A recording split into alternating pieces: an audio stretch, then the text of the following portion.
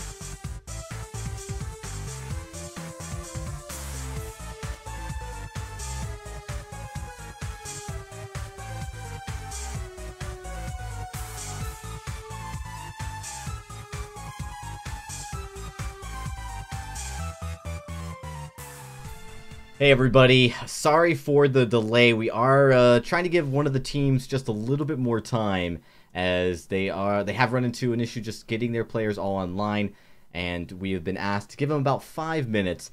What we're going to do is give them 5 minutes, and when we come back, hopefully we'll either have a match ready to go for you guys, or we'll be able to update you guys if in case the match is not going to take place as planned. So hopefully that does not happen. We're going to, of course, keep you guys posted. Give us a few more minutes to get this all sorted out. So guys, be patient with us. We'll be back in a little bit.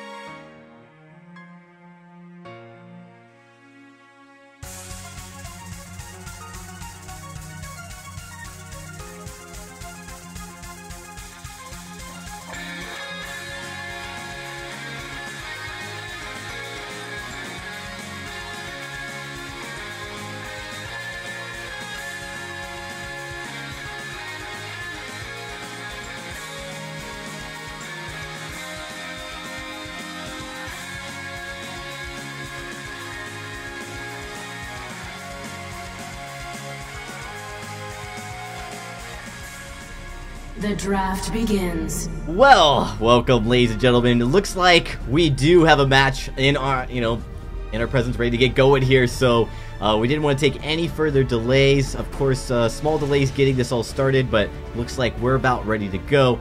Joining me to break down this draft, it is Denomine, as we look to get into this Immortals versus Tribe Gaming.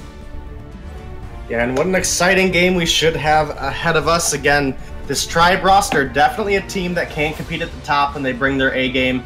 All very, very capable players, but Immortals has been looking very strong.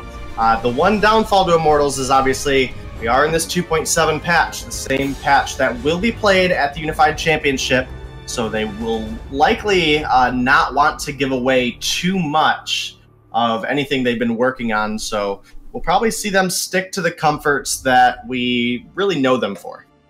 Yeah, we're going to have to do a quick reset, everybody, as there was a disconnect getting to the draft client, but we got that sorted out right now. So now we're going to go, and Glaive is going to be the ban. Denomine, we talked about this last week. Glaive almost had 100% win rate last week. This guy, this hero, specifically in 2.7, has become a priority pick. It really has, and it's actually kind of surprising to see the Glaive prioritized over the Catherine and the Grace. I can see it making sense because that does now give the Grace over. I was going to say you have to ban one or the other on the other team. And it's actually going to be the Lyra. Yeah, I mean, we know Backscreen can play everybody, and Lyra's a great healer as well. I don't think Grace is that, really difficult support to go into anymore. That speed reduction they did into 2.7, a little bit of a nerf, took away some of that early game aggression, which is often what is so hard to deal up against the Grace for most of the game. But Glaive, you can see it right there, becoming so important, such a high win rate, so hard to go up against. Immortals doesn't want to have to take any chances with him getting onto the fold. Tribe now digging into bonus time to nominate, and first pick, they could go with Grace, but with Lyra picked, are you okay with it getting banned into the draft and getting some strong junglers to go and compensate for it? It would be a little interesting if they didn't pick up the Grace, because she is still very relevant. There was that new, move speed nerf, as well as a little bit of a reduction on the amount of healing that Divine Intervention has. But once you get that Echo online, it is still a lot of time that you're able to reduce that incoming damage, as well as get those consecutive heals off. And this is going to be a Kestrel, so that is interesting all on its own.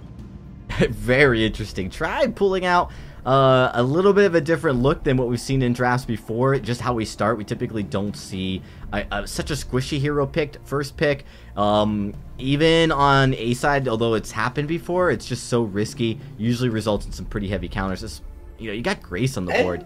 I think it's pretty safe with the Glaive being off the table, because that really puts Kestrel in a position where she can be that strong flex pick. It can be a laner, or it can be a jungler. Obviously, the Glaive specifically into that Crystal Kestrel in the jungle can be very devastating. If you get that afterburn in, you get damage on a Kestrel, the active camo can't come out. So I think it is a fairly safe pick, and again, it is keeping that B-side flexibility alive. So it does make sense. Alright, we are looking like we may have run out of time, or there is an issue with the draft, so we're going to try to get this reset here. We're going to get this started again. Begins. Hopefully we go through quicker and there's less problems. Yeah, hopefully so. Obviously, we have the Kestrel picked for the side of Tribe. That's going to leave them a ban option available. It will be interesting to see what they do ban away. Again, they'll probably take something, I'll say, like the Idris to try to not get a counter into the Kestrel. And this should ideally be a Grace ban out of the side of Immortals. And there it is. Yeah, Grace, you're not going to give it over since you can ban it here. That's just such a sensible ban. Tribe, obviously quite okay with getting no healers.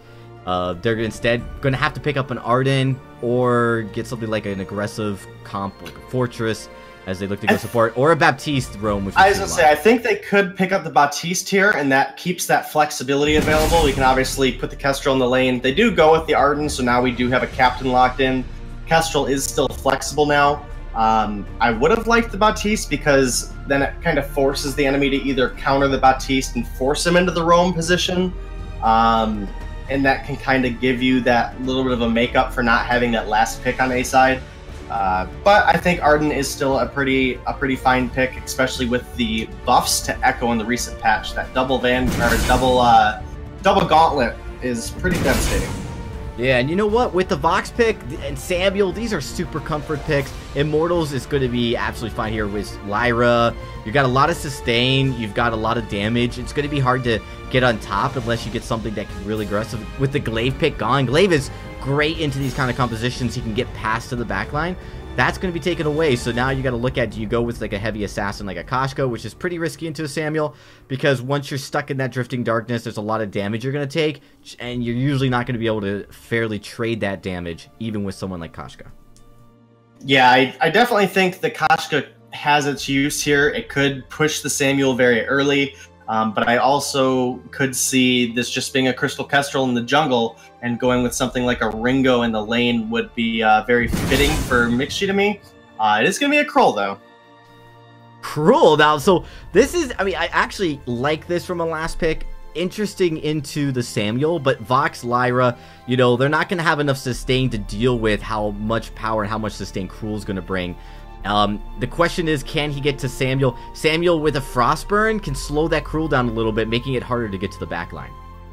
Well, especially the Bright Bulwark coming out of Lyra is really the big scenario here, where if the From Hell's Heart is going for a boomerang and that Bright Bulwark drops down, it can waste the Krull's ultimate if he's not able to get into the right positioning. So this game is going to come down to realistically max screen on this Lyra, just to see can he use those bulwarks correctly? Can he get the timing down so that Krull's not able to get to that back line? Yeah, it's going to be really important. It's going to be, you know, Krull's going to need to buy some boots. He's going to need to be fast, and he's going to kind of be surprised. Surprise element will help him because it's going to prevent Samuel from maybe proccing that Drifting Darkness with Frostburn, or we get to the mid game. Early game, I actually think Krull should be okay. As we see, Samuel's not going to have as much potential to slow him down. Lyra with the Bulwark might be another factor here as well. Lyra in itself can slow down Krull just a tad as well. But overall, pretty squishy composition from Immortals, kind of a high risk, high reward. Yeah, but as we get into the game here, it is obviously going to be Mixi on the Kestrel versus Dienzio's Vox. And again, that Vox is just so comfortable for Dienzio. I really, really think this is already leaning towards the side of Immortals here. I'm just going to have to see as we get into this game. Obviously, again, Mixi can compete at the top. He can compete with Dienzio when he brings his A game.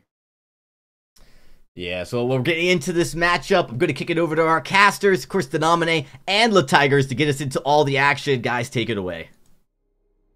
Thank you, Dragonborn. La Tigers here with Day, as you heard him already. How you doing, Day? I'm doing A-okay. How are you doing today? Pretty good, pretty good. I am stoked for this series with Immortals and Tribe. It's the first series of the quarterfinal round, so should be a lot of action going down. And you both had a lot of good things to say about these compositions, and we see early on kind of this rotation of Max Green and Dienzio over into the enemy jungle, already eliminating some of that vision attempted to be set down by Tribe.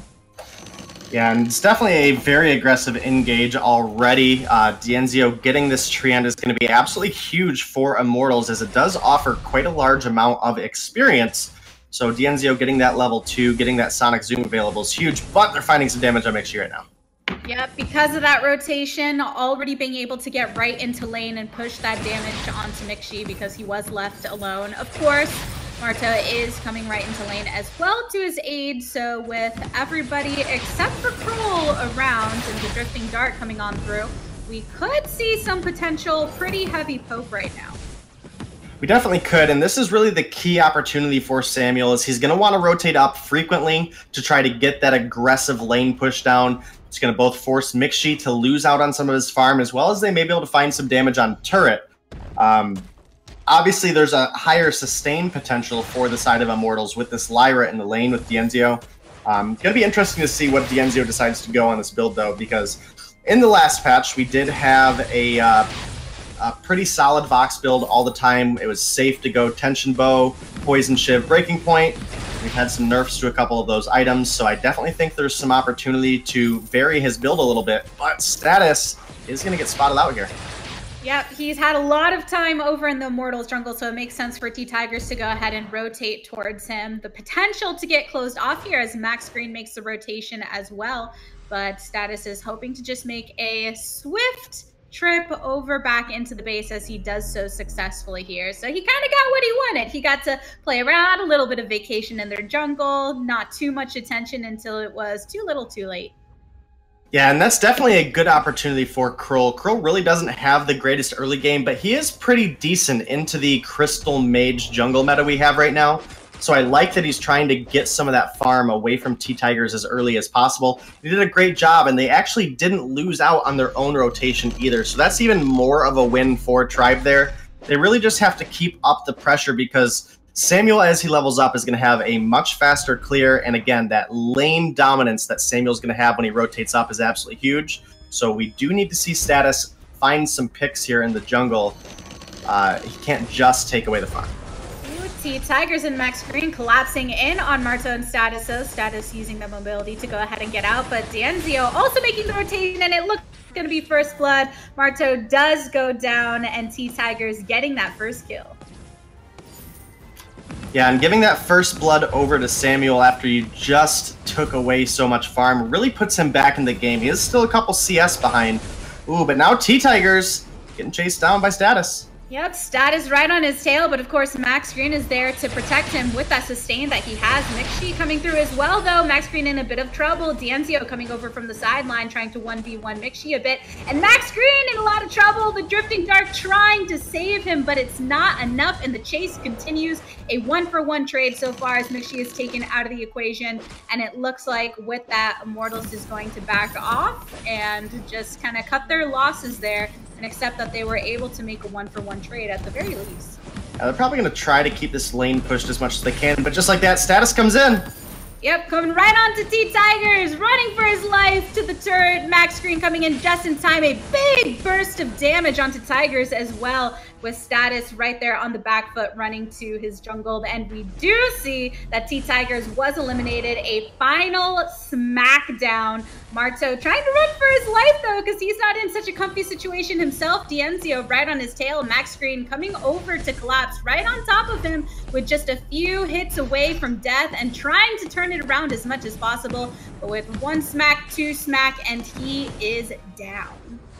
It's really not a bad trade for Tribe there. They did get the kill onto T-Tigers and only lost their captain.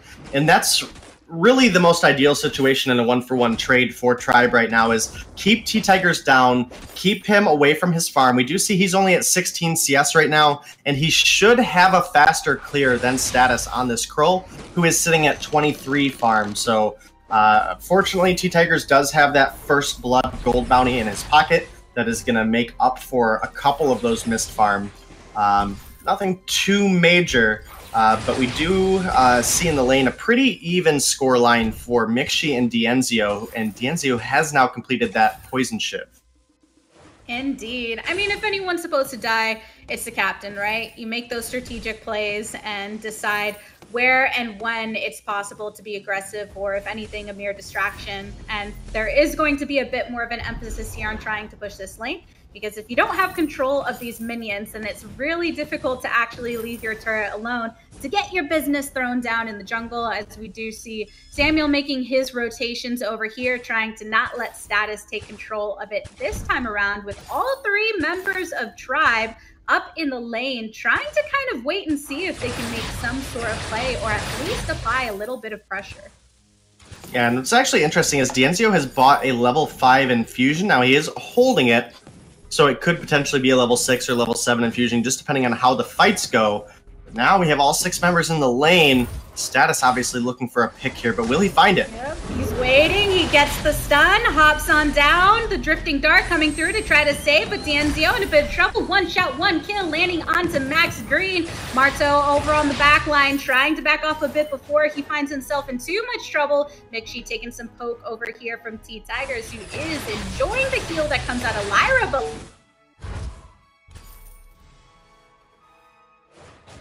sounds like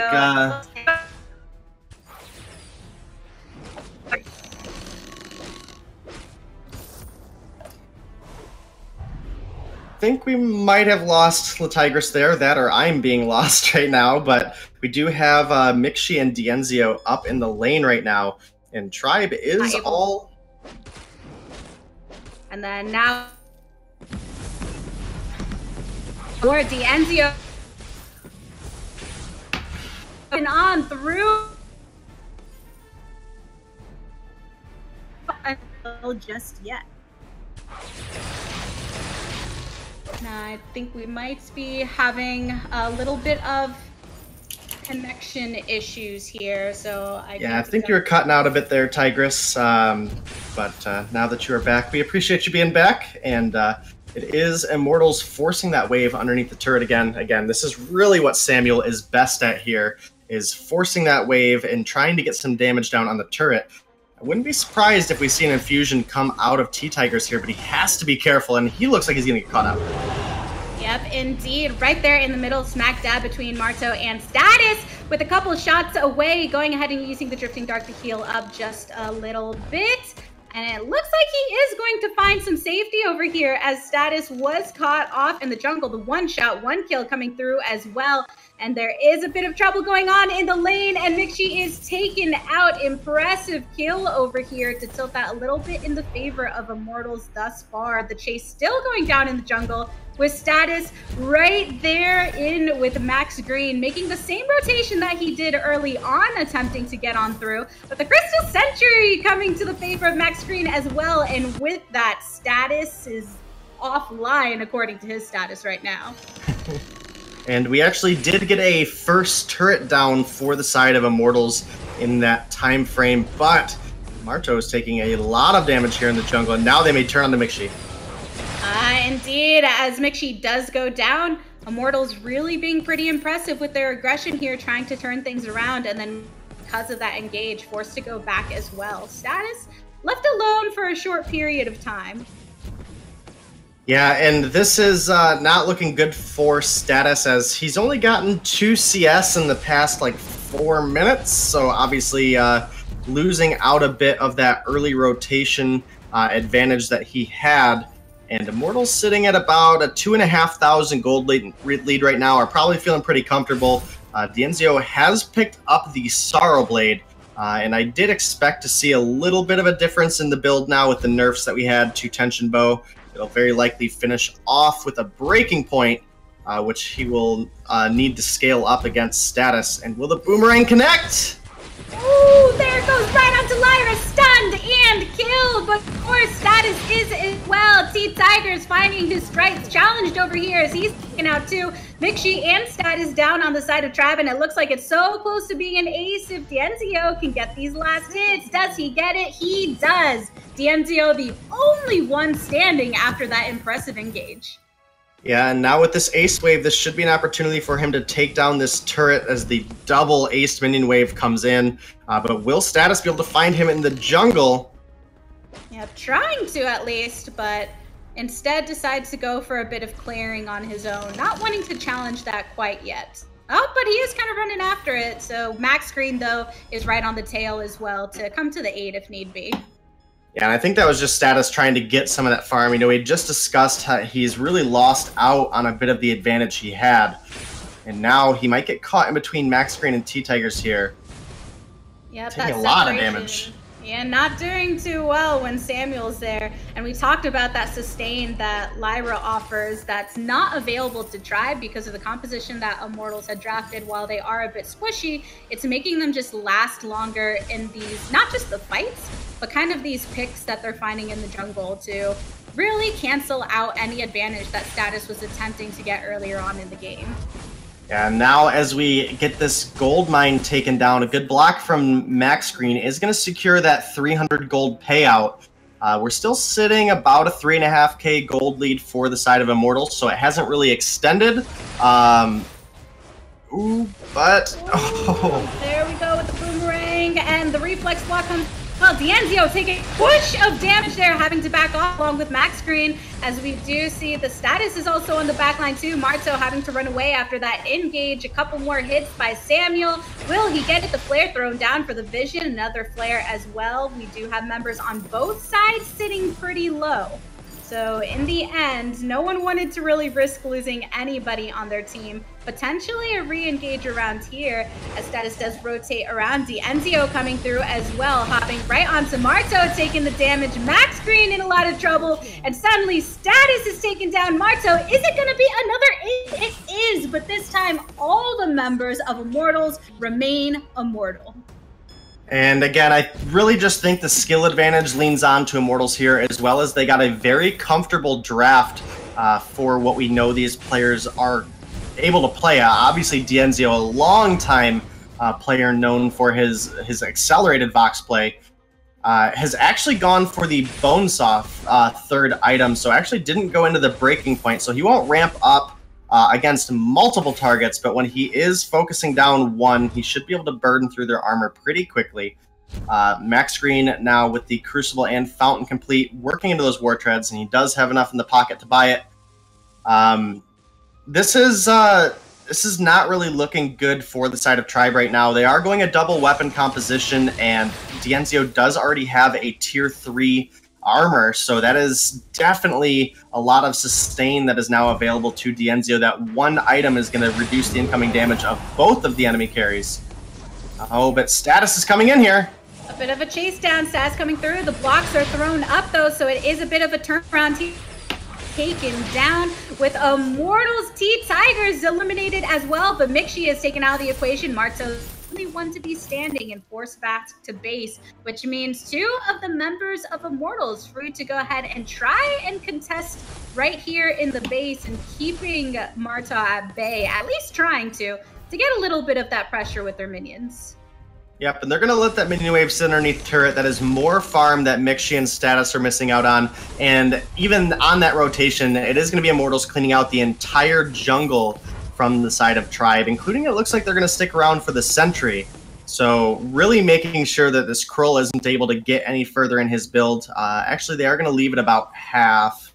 Oh, just a little too much damage. It is going to recall and heal up. So little too much damage out of Immortals there. I definitely think, as this game goes on, they're going to have to be worried if Status finds any more gold. But T-Tigers with the Broken Myth complete now and working into the Eve of Harvest is going to have a lot of sustain as well as ramping up damage, and another from Hell's Heart misses from Status. So that cooldown is 50 seconds now. Pretty long cooldown, and sometimes even when we see Status landing those good engages, it just gets turned around on them so quickly where it's really difficult to keep up with. And I think it goes kind of to early on when we saw Status making those rotations into the enemy jungle, attempting to get that early gold, but then when T-Tigers got that first blood and evened it out, then there wasn't really as much of an opportunity to really try and push what they did have as Tribe into anything, as the payout was taken by Immortals and the Kraken has awakened.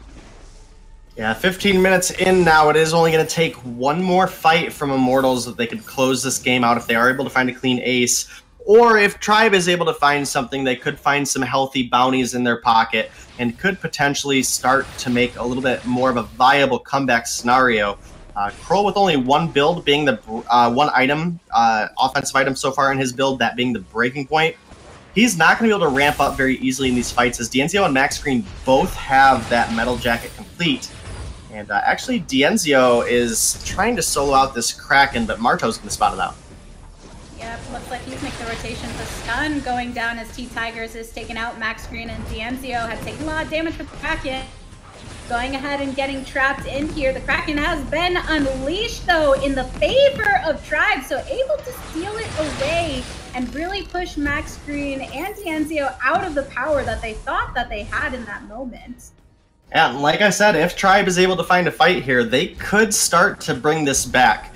And obviously picking up a kill onto T-Tigers there. Not the biggest bounty. D'Enzio is still 9-0, but not giving that Kraken over to Immortals is really the biggest win here. And if they're able to get 2 turrets off the back of that as well as the kill, then that's going to be huge for them.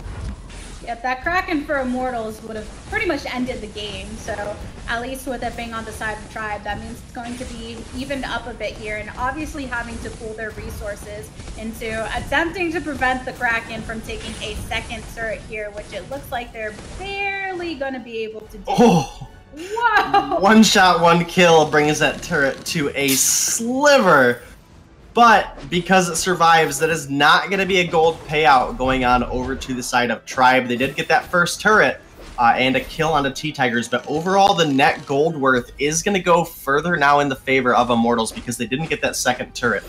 It was a 900 gold trade for a 1500 gold trade. That's going to give Dienzio, T-Tigers, and Max Green all enough gold to infuse here. Yep, that itty-bitty little bit of health over there on the turret, but T-Tigers is also finding himself an itty-bitty little bit of health, as Mixi is the one that finds himself down in the dirt, chasing down onto Status here, though. Max Green and Dienzio right over there onto Marta, who's taken out, hopping right through with the ultimate from Lyra to try and chase down Status, but instead gonna go ahead and pull their resources and declaring a bit of this wave and try and get some damage onto this turret right here, because the closer they can get to getting that crystal, the better. Status trying to tail them off, but it's not enough to keep them off of that turret. Yeah, not enough, and that is going to bring the cooldown timers for the respawns down a little bit for Tribe. Mixi is now back on the fold, as well as Marto is coming online here shortly. But again, Tribe really has to make a careful, smart engagement. T-Tigers is the only one really defenseless enough that we could drop him in a fight. Again, the tier 3 armor on Dienzio and Max Green just prevents so much incoming damage. We really have to see all 3 members of Tribe make it onto T-Tigers, though. As he gets closer and closer to that tier 3 armor of his own, he is going to become more and more difficult to kill, especially with the Eve of Harvest, and that Drifting Dark does provide a little bit of bonus healing when it damages enemies that are inside of it. So it is going to be a bit of sustain available for T-Tigers, so Tribe just needs to find a clean engagement where T-Tigers is out a little bit too far, and they might be able to turn the fight around from there. And it looks like Tribe had recognized earlier that T-Tigers is the one that they need to hop on because of those very reasons, as he does have more deaths than the rest of his team with 4. He's usually the first one to get picked off in the fight, but that doesn't change the fact that he has enough impact where even after his demise, there's just enough for the rest of his team to be able to clean up a little bit with a couple of exceptions here. And I guess we're going to find out if that's the case right now as Status goes ahead, hop right in, the snare going down, and the silence is coming through as well. Status taken out, Mixi there as well, and then it looks like Marto is going to find himself in a lot of trouble. Another ace for Immortals, and with that, this should be their ticket to win it. It definitely should be off the back of that clean ace. We saw them push a turret with Status there earlier, so there should really be nothing stopping the side of Immortals from getting the victory here. Death timers are long enough that they, won't even have a chance to get up and contest it. And that is going to be Immortals taking game number 1 over Tribe. I don't really think this is anything we didn't expect, Tigress. But I definitely think there's some room for Tribe in game number 2 to tighten up their gameplay and, really try to capitalize early. Yep. And turn things around. All right, and to wrap up that game, maybe break it down a little bit more for you guys as we get ready for game number 2. It will be us jumping over to the desk with me and Dragonborn. Oh, thanks to Domine. Yeah, what a matchup with Immortals. Of course, we saw them earlier in the week, round of 16. They had no problem taking apart their enemy, coming in here, Tribe. A team that looked great last week as well, just not able to really put anything up against this really dominant roster. Of course, Immortals brings their A-game today while having T-Tigers, Max Green, and Dienzio starting and putting them all on comfort picks. That's just a recipe for disaster if you're Tribe. So we gotta start talking about what can they possibly do to come into game number 2. Again, I think a lot of that last game was positioning. I don't think their draft was that bad, and they did start to take an advantage in the early game.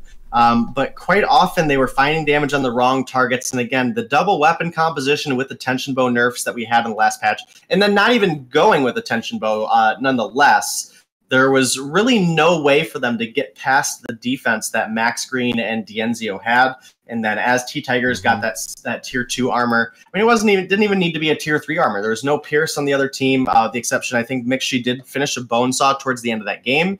Right. But he wasn't able to find the damage onto T-Tigers that he wanted to, because Max Green was always in the front line, soaking up those glimmer shots. And Max Green actually did get a Echo on Lyra, and I think that double heal is pretty effective. And I definitely think there's opportunity, specifically into that Krull, where the double Bright Bulwark could be pretty effective as well. No, and, not having a healer on their side, you saw the flaw. They just didn't have the same sustain during these fights. Krull could have really benefited from a Grace. I'm actually really surprised that they didn't take that first, instead go opting with the Kestrel. So I understand they wanted to get on a strong weapon carry. Honestly, I really don't think Kestrel would have even gotten banned. You could have taken Grace, then Kestrel, and Krull in that draft easily. So, Arden ultimately was what they went with, but I think just cleaning up that part as well, getting yourself, if you're going to give over a healer, try to get one of them as well, would be probably a good strategy for Tribe to start off with. Yeah, and then, again, the double weapon composition just doesn't work as well this patch, especially if you don't go into Pierce early enough. It really allowed the defense that was built early out of Immortals to just take over the fights. They weren't able to find the kills. Once in a while, they were able to find a pick off onto T-Tigers because he was incredibly squishy. But that wasn't because they made it to the back line. That was because they got caught in a weird rotation and T-Tigers was dropped because he was the one jumped on it. It was kind of luck more for the side of Tribe than anything else. Yeah, it's, it's one of those things where, yeah, a little mistake, I think bigger mistake by Immortals as well, to just not be together on that in last fight to give Tribe even a little bit of breathing room. We are starting in the draft here. Let me just make sure we're good to go.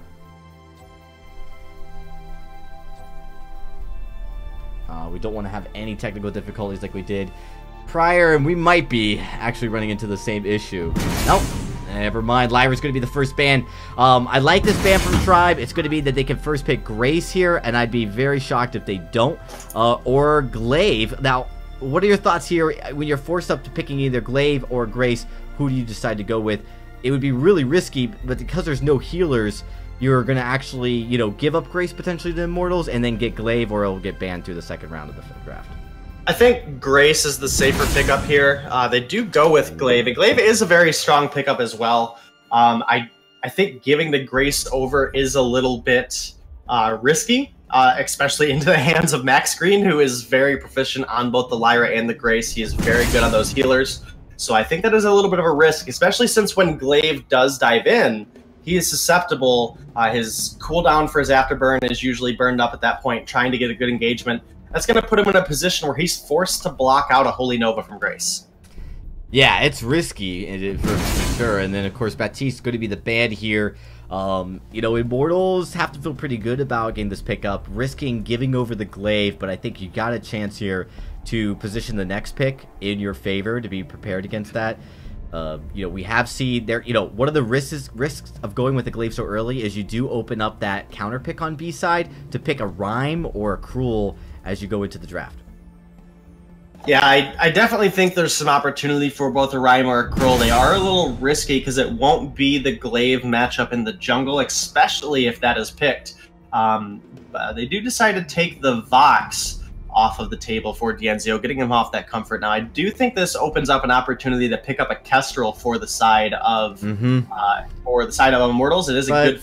You got the Glaive, though. I mean, that wouldn't be a great matchup into the Glaive necessarily. If the weapon Kestrel could be, because she could drop that active camo in the middle of a fight, there is some opportunity for a weapon Kestrel to be strong here. And because the Glaive is going to be in the lane, it's not going to be as much of a threat for the Kestrel. He's not going to be able to make those huge jungle engages unless they just catch Kestrel out. But I definitely think we have to go into something that can be a little bit evasive, and it is going to be a D'Anzio Adagio instead. And D'Anzio is a great Adagio. Yeah, I mean, we saw this week one, but it's a little interesting into the Glaive. You could easily counter this on Tribe with another crowd control source. Interesting pick indeed. I would have expected to see something. Now, we could see a Krull pick, though, so this is something that Tribe has to be conscious of, is, with the Adagio, a buffed Krull would be very dangerous.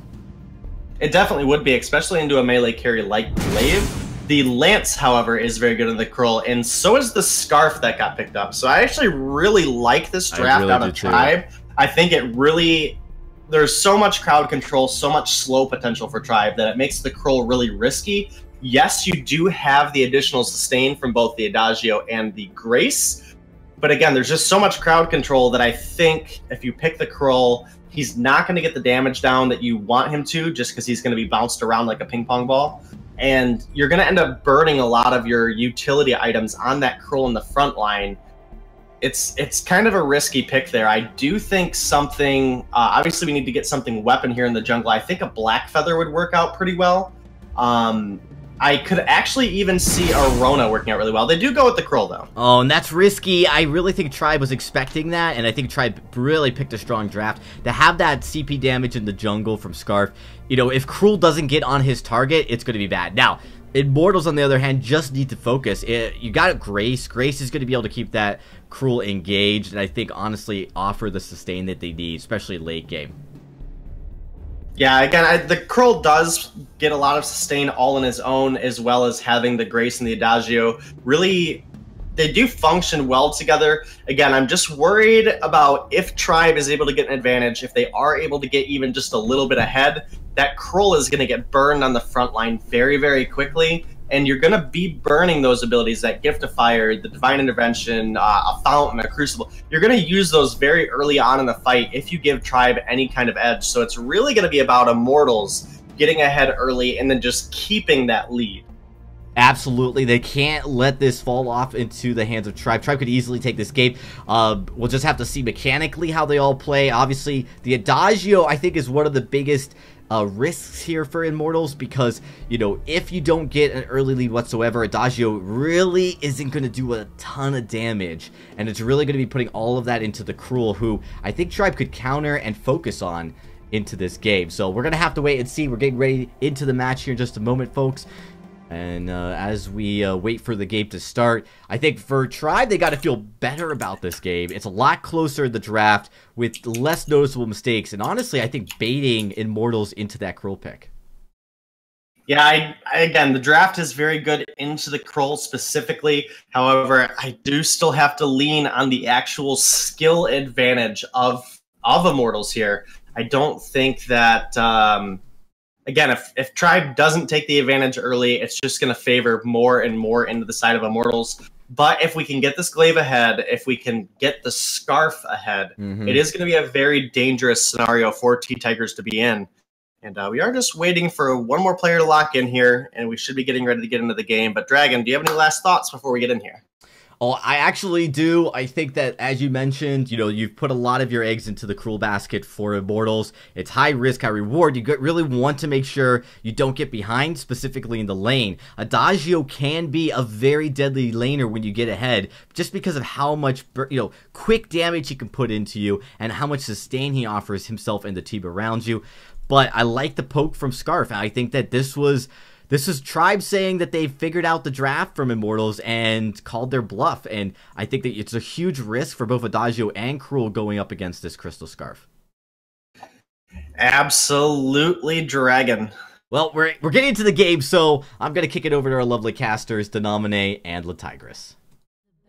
Alrighty, friends. Game number 2. Immortals was pretty impressive in the first game, but as you noted, this Krull pick could be really risky, but who knows? They sure know how to execute things from what we were able to see earlier, huh?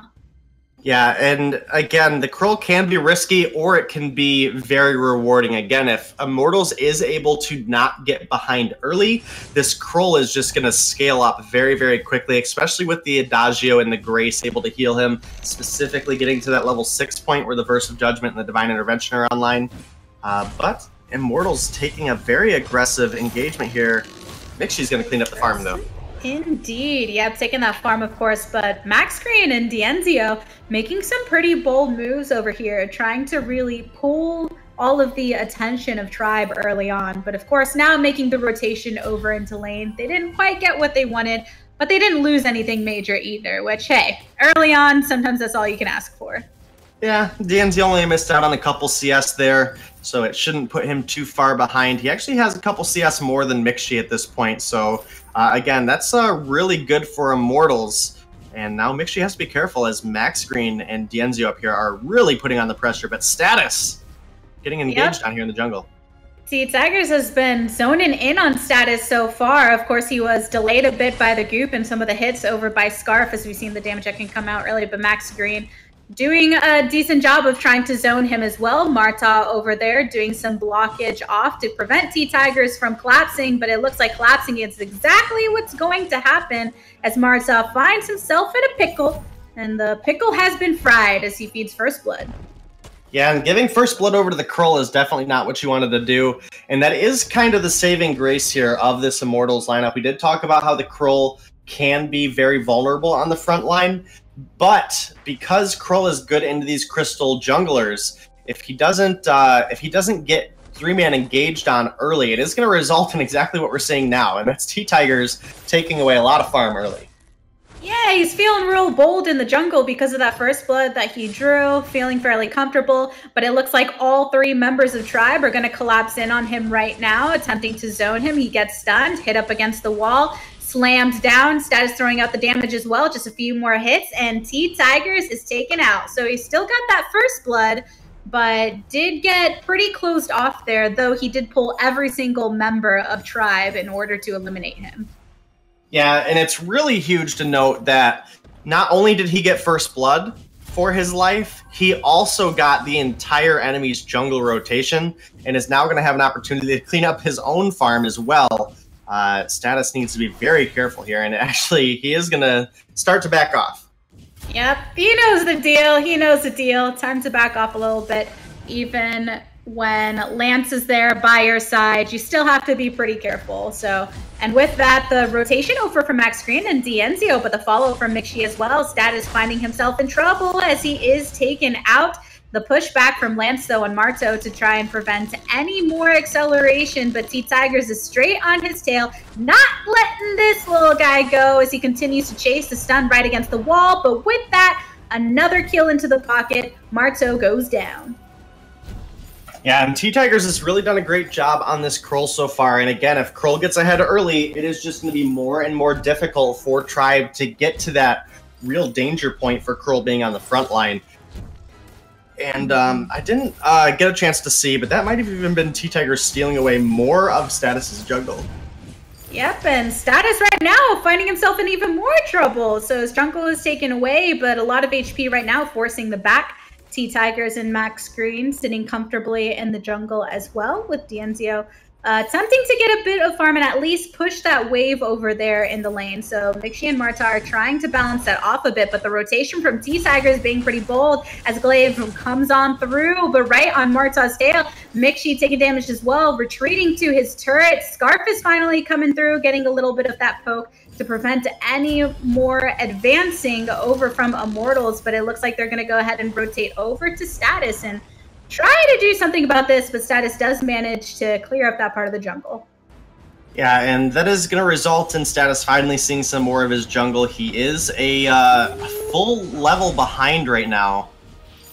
Ooh. Man, and Max Green, though, really locked onto by Mixi, so just a bit poor positioning, kind of got pushed back there, and Tribe really trying to do some work to balance out the odds. Yeah, and so far we have 1,000, almost a 1.5K gold lead here for the side of Immortals. So as T-Tigers hits this level 6 mark and that From Hell's Heart now is available, it is going to be a little bit of a game changer here. So obviously the Glaive and the Lance will be on the front line. It is going to be difficult for T-Tigers to get a stun down onto Status, unless if he does just get the right angle. And Status, again, only level 4, has to be very careful. Actually, he just hit level 5 off his backs, but T-Tiger's stealing away more jungle now. And Marto looking to lock him up. Yep, tried to. Status with a bit of follow-up there as well, but not too difficult for T-Tigers to rotate over here and instead hop right onto Glaive, who is forced to back out, but still ends up falling down. Turret was not enough to save him in that equation. Yeah, the burn coming through on Adagio ticked away at his death, and now this is Immortals sitting here able to take down a first turret. And again, to take an advantage early with Krull is absolutely huge. And unfortunately for Tribe, they're not going to find a kill off the back of that either. Status does clean up a couple of the lane minions, but even with the full wave going into his pocket, he's still behind T-Tigers right now, who also got that first blood bounty. Yeah, and T-Tigers, he knows his limits. He had no problem tanking that turret to allow the rest of his team to burn it down. So even with the poke of the members of Tribe, they were still able to secure that objective for Immortals there. So that says a lot about how those early plays that they made to attempt to get a little lead here and there. But T-Tigers is actually getting cut out a little bit right now in the jungle, of course, rotating over to Max Green, who does come through, stuns it with the knock-up, and then Tigers, though, is going to go down with the Mortal Wound setting onto Max Green, stunned right into the wall, and the double kill going over as Dienzio is the only one to remain on Immortals. So a little bit of a switcheroo here.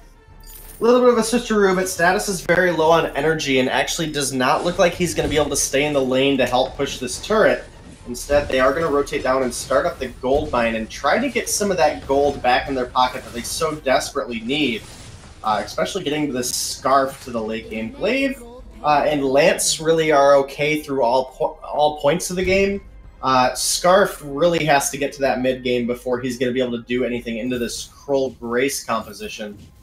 So definitely smart out of them. Dienzio not quite at his second tier 3 offensive item, as we do have the Tension Bow and Poison Shiv coming out on Mixi. So as Dienzio gets a little bit more gold in his pocket, I'm interested to see if he goes with a Shattered Glass or with the Broken Myth next.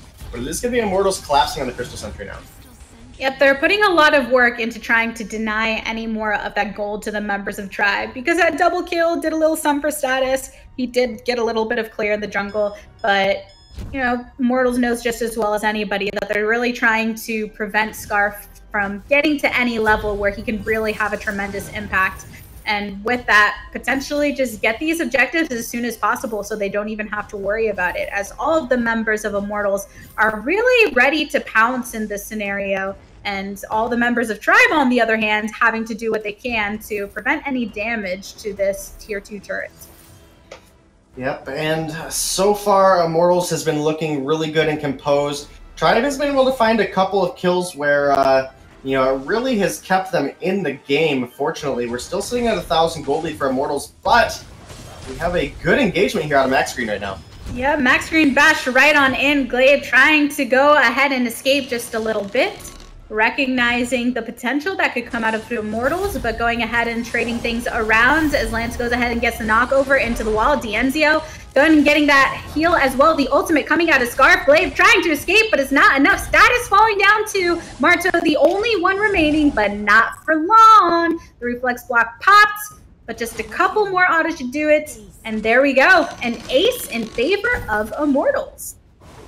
Tribe actually had a huge opportunity there to just get out of that fight. It was a beautiful Githian wall coming out of Marto there. Actually stunned Dienzio out of his Verse of Judgment. And that was a perfect opportunity for Tribe to bring it a little bit back, rein things back into their jungle. The Crystal Sentry was on his way back in. They could have fought along his side. But actually, Mixi is going to find a kill there. Will he find another? Yep, Dienzio had gone down, and T-Tigers could be next if he's not too careful. Marto and Mixi both straight on his trail. Max Green seems to kind of know what's going on. Goes ahead and pops the block. Mixi doing that last bit of damage. And T-Tigers is taken out to not an ace because Max Green was able to get to safety. And they did get the turret beforehand. But Tribe's trying to take the victories where they can. Yeah, and picking up those kills when Immortals does get a little out of position is one of the key things that they need to continue to do if they want to be able to get the gold here to come back. The big turning point for me is when Status gets this Broken Myth online, he's really going to start to ramp up the damage quickly, but T-Tigers knows that, and he's really working on getting that Aegis out. No armor completed yet for T-Tigers, so really understanding that Scarf is going to be the biggest threat for him is just really good knowledge of the game coming from the side of Immortals. This is a team that, again, has always really been competing. A bunch of players that have been very consistent in their Vainglory careers, and it's really showing right now. And Max Green, the most recent pickup on this roster, has really improved. You know, watching him from his time starting with this team, and then now going obviously into being the main captain for the team, he's really, really come online.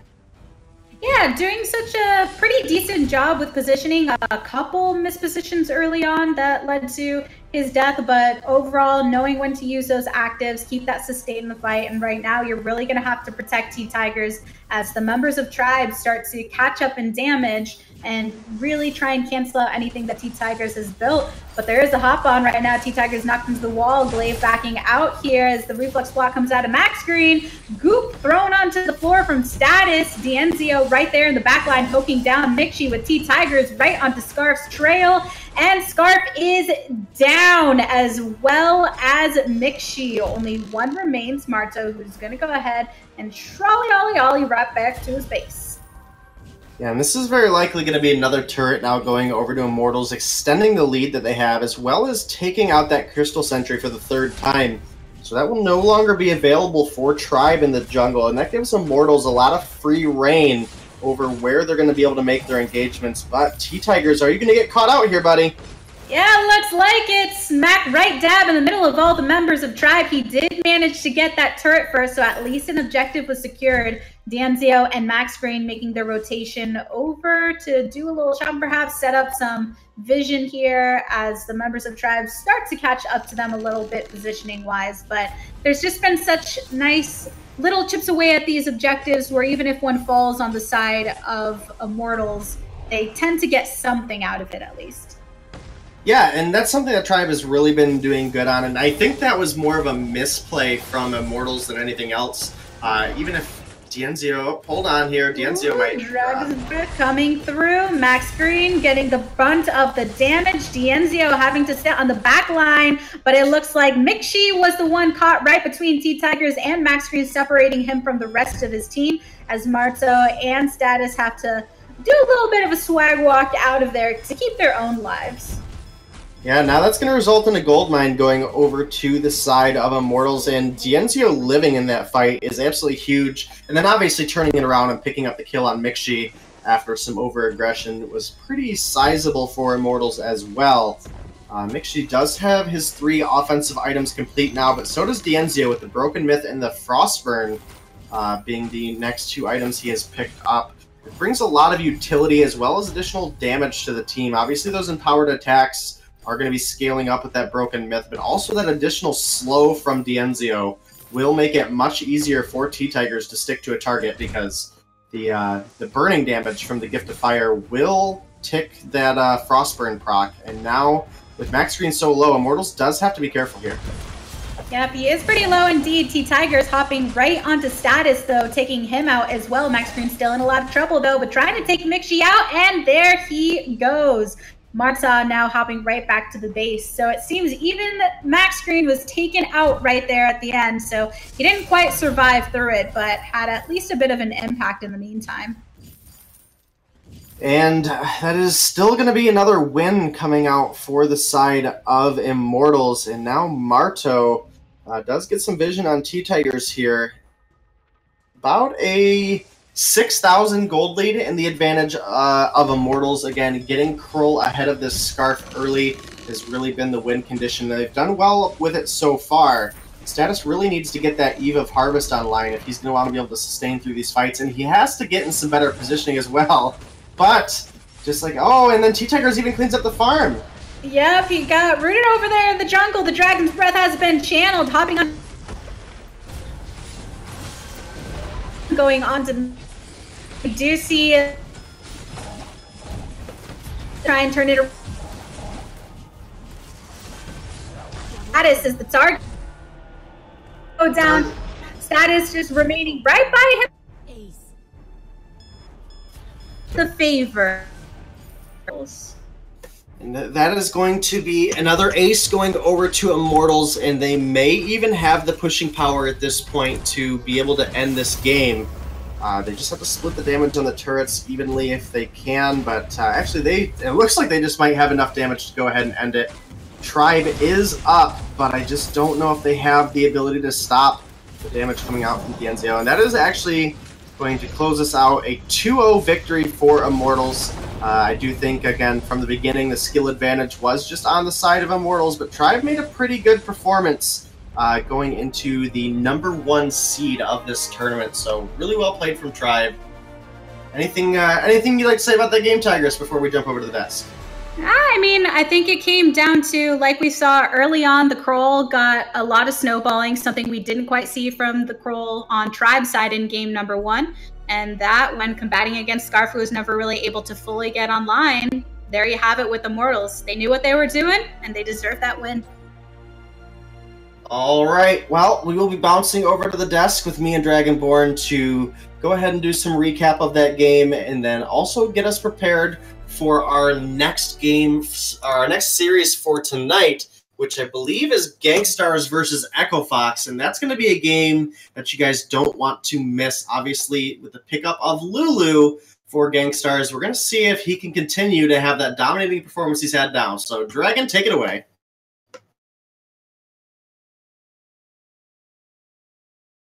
Or not. I guess I'm going to sit here and... I was muted. I'm so sorry. No, we did just witness Tribe doing a fantastic job, trying their best, but unfortunately falling short in a 2-0 loss to Immortals. And, you know, it's tough luck for them, as they're not going to be able to get some of that vindication there. When that means we're going to move on to our next series. It is going to be Gangstars versus Echo Fox. This has the makings to be our closest series tonight, so you guys are not going to want to miss this. Make sure you stay tuned in. Dave was talking about it is, you know, we have a slightly new look for Gangstars. Lulu has joined this roster, originally playing with Xenotech on Phoenix Reborn, and now coming here playing with Xenotech again on Gangstars. We're going to catch all that action after the break, guys, so don't go anywhere. We'll be right back.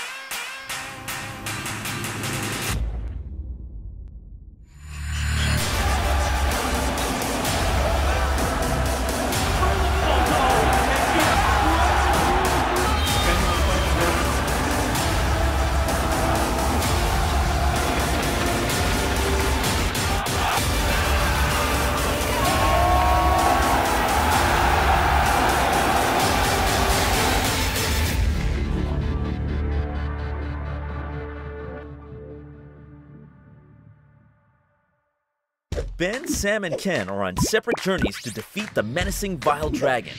But let's just say luck isn't on their side. If only there was a way for them to find each other and band together. Well, that's why there's Band. It's a mobile app that allows people to come together using common interests. With Band, you can find fellow gamers, chat, schedule gaming sessions, and conduct polls.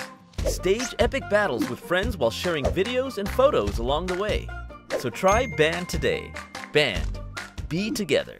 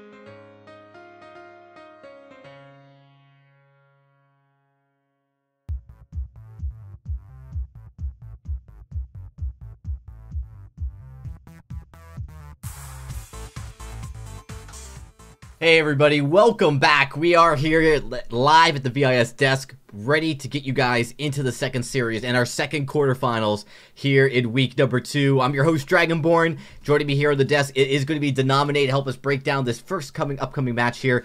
And let's get right into it, Day. You know, we were talking about this might be the closest match of the night. I really feel strongly that this could go down to the wire, could go to 3 games. Gangstars versus Echo Fox.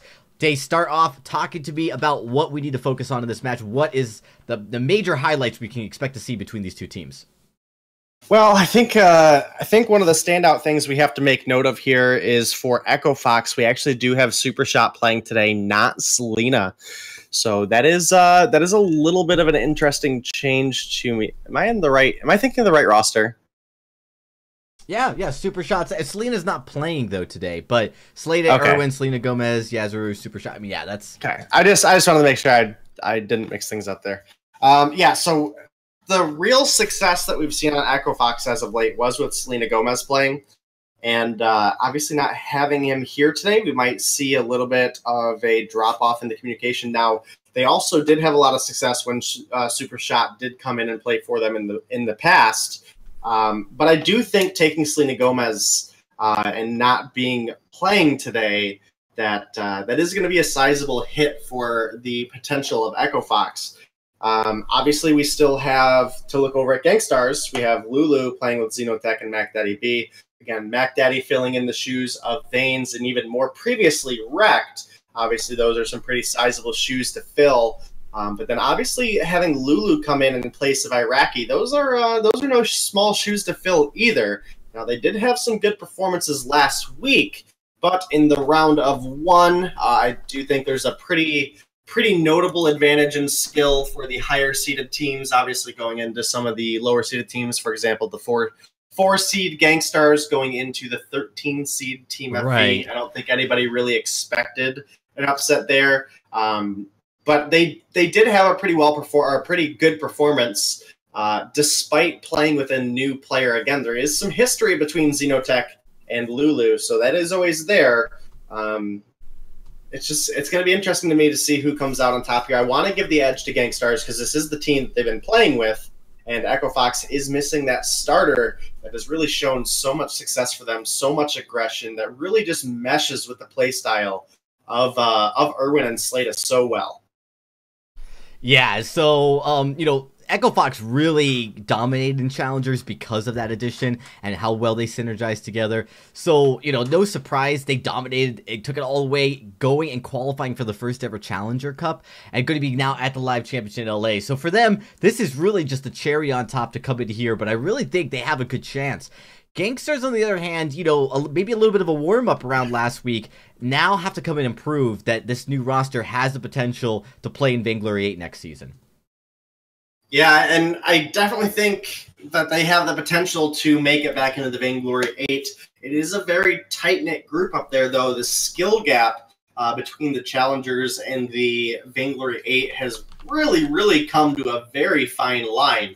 So I definitely think that we have to watch Echo Fox's performance, specifically going into autumn, and as well as tonight, because Gangstars did get knocked out of that top 6 spot and will not be going to the Unified Championships, but it is still a Vainglory 8 team, and you only have to be better than the bottom 2 or 3 to get back into the Vainglory 8. So it'll be interesting both to see if Gangstars continues with this lineup going into autumn, as well as how Echo Fox can perform into this Gangstars roster and really make a big, bold statement with their name that we are a team that you have to be worried about. We may have dropped the Challengers temporarily, but we are going to make an honest, solid effort to push back into the Vainglory 8. All right, so, Day, who's going to be our X Factor going into this game? Who do we need to watch?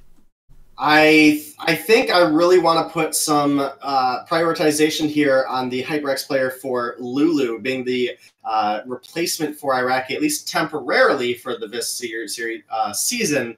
Again, we don't know how that's going to reflect going into autumn, but he had some great performances last week, switching up the meta a bit, pulling that scarf into the lane. We don't really see too many crystal laners right now, so it's pretty neat to see that, as well as a great performance on the Black Feather. And The now we could draft say begins. that they did play a lower seeded team, but I just think mechanically he really impressed me, being a player that we don't have a whole lot of recent knowledge about, as he's just now returning to the North American server. Yeah, we'll have to wait and see. Of course, this will be a huge matchup to find out just how ready he is. Already, we've got two bans, Lyra and Catherine, taken off the board. Now, Gangstars has an option to take the Grace. They will. This leaves Echo Fox potentially to take the Glaive here, or let it go through ban, the second ban phase, and take maybe the Kestrel. They actually could just allow the Glaive to get banned out here and go for a different composition altogether. They absolutely could. I'm not actually seeing the Game 1 draft, actually, Dragon. I see Gank versus Echo Game 2 and Game 3, and I'm not seeing anything on that. Well, then I'll just have to solo it. I mean, we have a Grace and a Lance first pick. So Echo Fox actually picks Lance first and bans out the Cruel, which is a little interesting. That is a little interesting. Now, I do think Xenotech is a very strong Cruel, so maybe taking him off the table there is really just not wanting Xeno to be on that really aggressive Cruel build that we see lately. Cruel in the past has always been a very passive hero trying to get to the late game. Well, Adagio ban from Gangstars. This does leave Glaive open with no Cruel. Does Echo Fox feel safe picking a Glaive? You've got, no Cruel on the board. All you have to do is go into Grace. Instead, they're going to go with the Scarf pick here, which is actually pretty squishy. So, looks like Echo Fox is waiting to pick their, potentially, maybe, their jungler for last pick, since we know Lulu can play Scarf. Oh, wait, it's Echo Fox, so Scarf it's likely going to be the jungle Scarf. Yeah, it'll probably be the jungle Scarf on Irwin, and he actually is really good at those backline Crystal Mages, so I think that's pretty interesting. Man, I wish I could see the draft. I'm so sorry. Right Yeah, so, we're in bonus time, 39 seconds. Of course, I apologize to everybody, and I apologize to you, Day. But Gangstars now has to think about it. You've got Lance and Scarf picked so far for Echo Fox. And honestly, Gangstars with this Grace, they can pick anything into this. Scarf is squishy, but it's a takeaway from Gangstars. Now, is Black Feather a reasonable pick going into Scarf here? Because we know that this is something Lulu can play as we look at to round out the lane. And it is going to be a Black Feather pick. Yeah, and he had a great performance on that hero last week. So it'll be interesting to see. We'll obviously have to wait for that last lock-in for Gangstars to know really what's going on here, because that could also potentially be a Crystal Black Feather for Xenotech in the jungle, and that is one of my favorite heroes to actually watch Xeno on, as he's really, really accurate with those on points that just do so much damage. Well, it's going to be a Samuel, and this is likely going to be Samuel in the jungle, with Lulu going to be playing Black Feather in the late as Gangstars completed their draft. We are now going to take... Samuel, cool. Yeah, we're going to take attention to Echo Fox to take a look at their final pick. But a lot of poke here. This is an interesting composition. Samuel will be that kind of like that back line. It's going to be hard for Scarf to get onto Samuel, and there'll be a little bit of poke trading, I think, between these two heroes. But with no jungler maybe yet. I mean, with Scarf maybe in the jungle, that's a little bit of an iffy situation. I think that a rotation down from Black Feather, for instance, could easily create a difficult position for Irwin.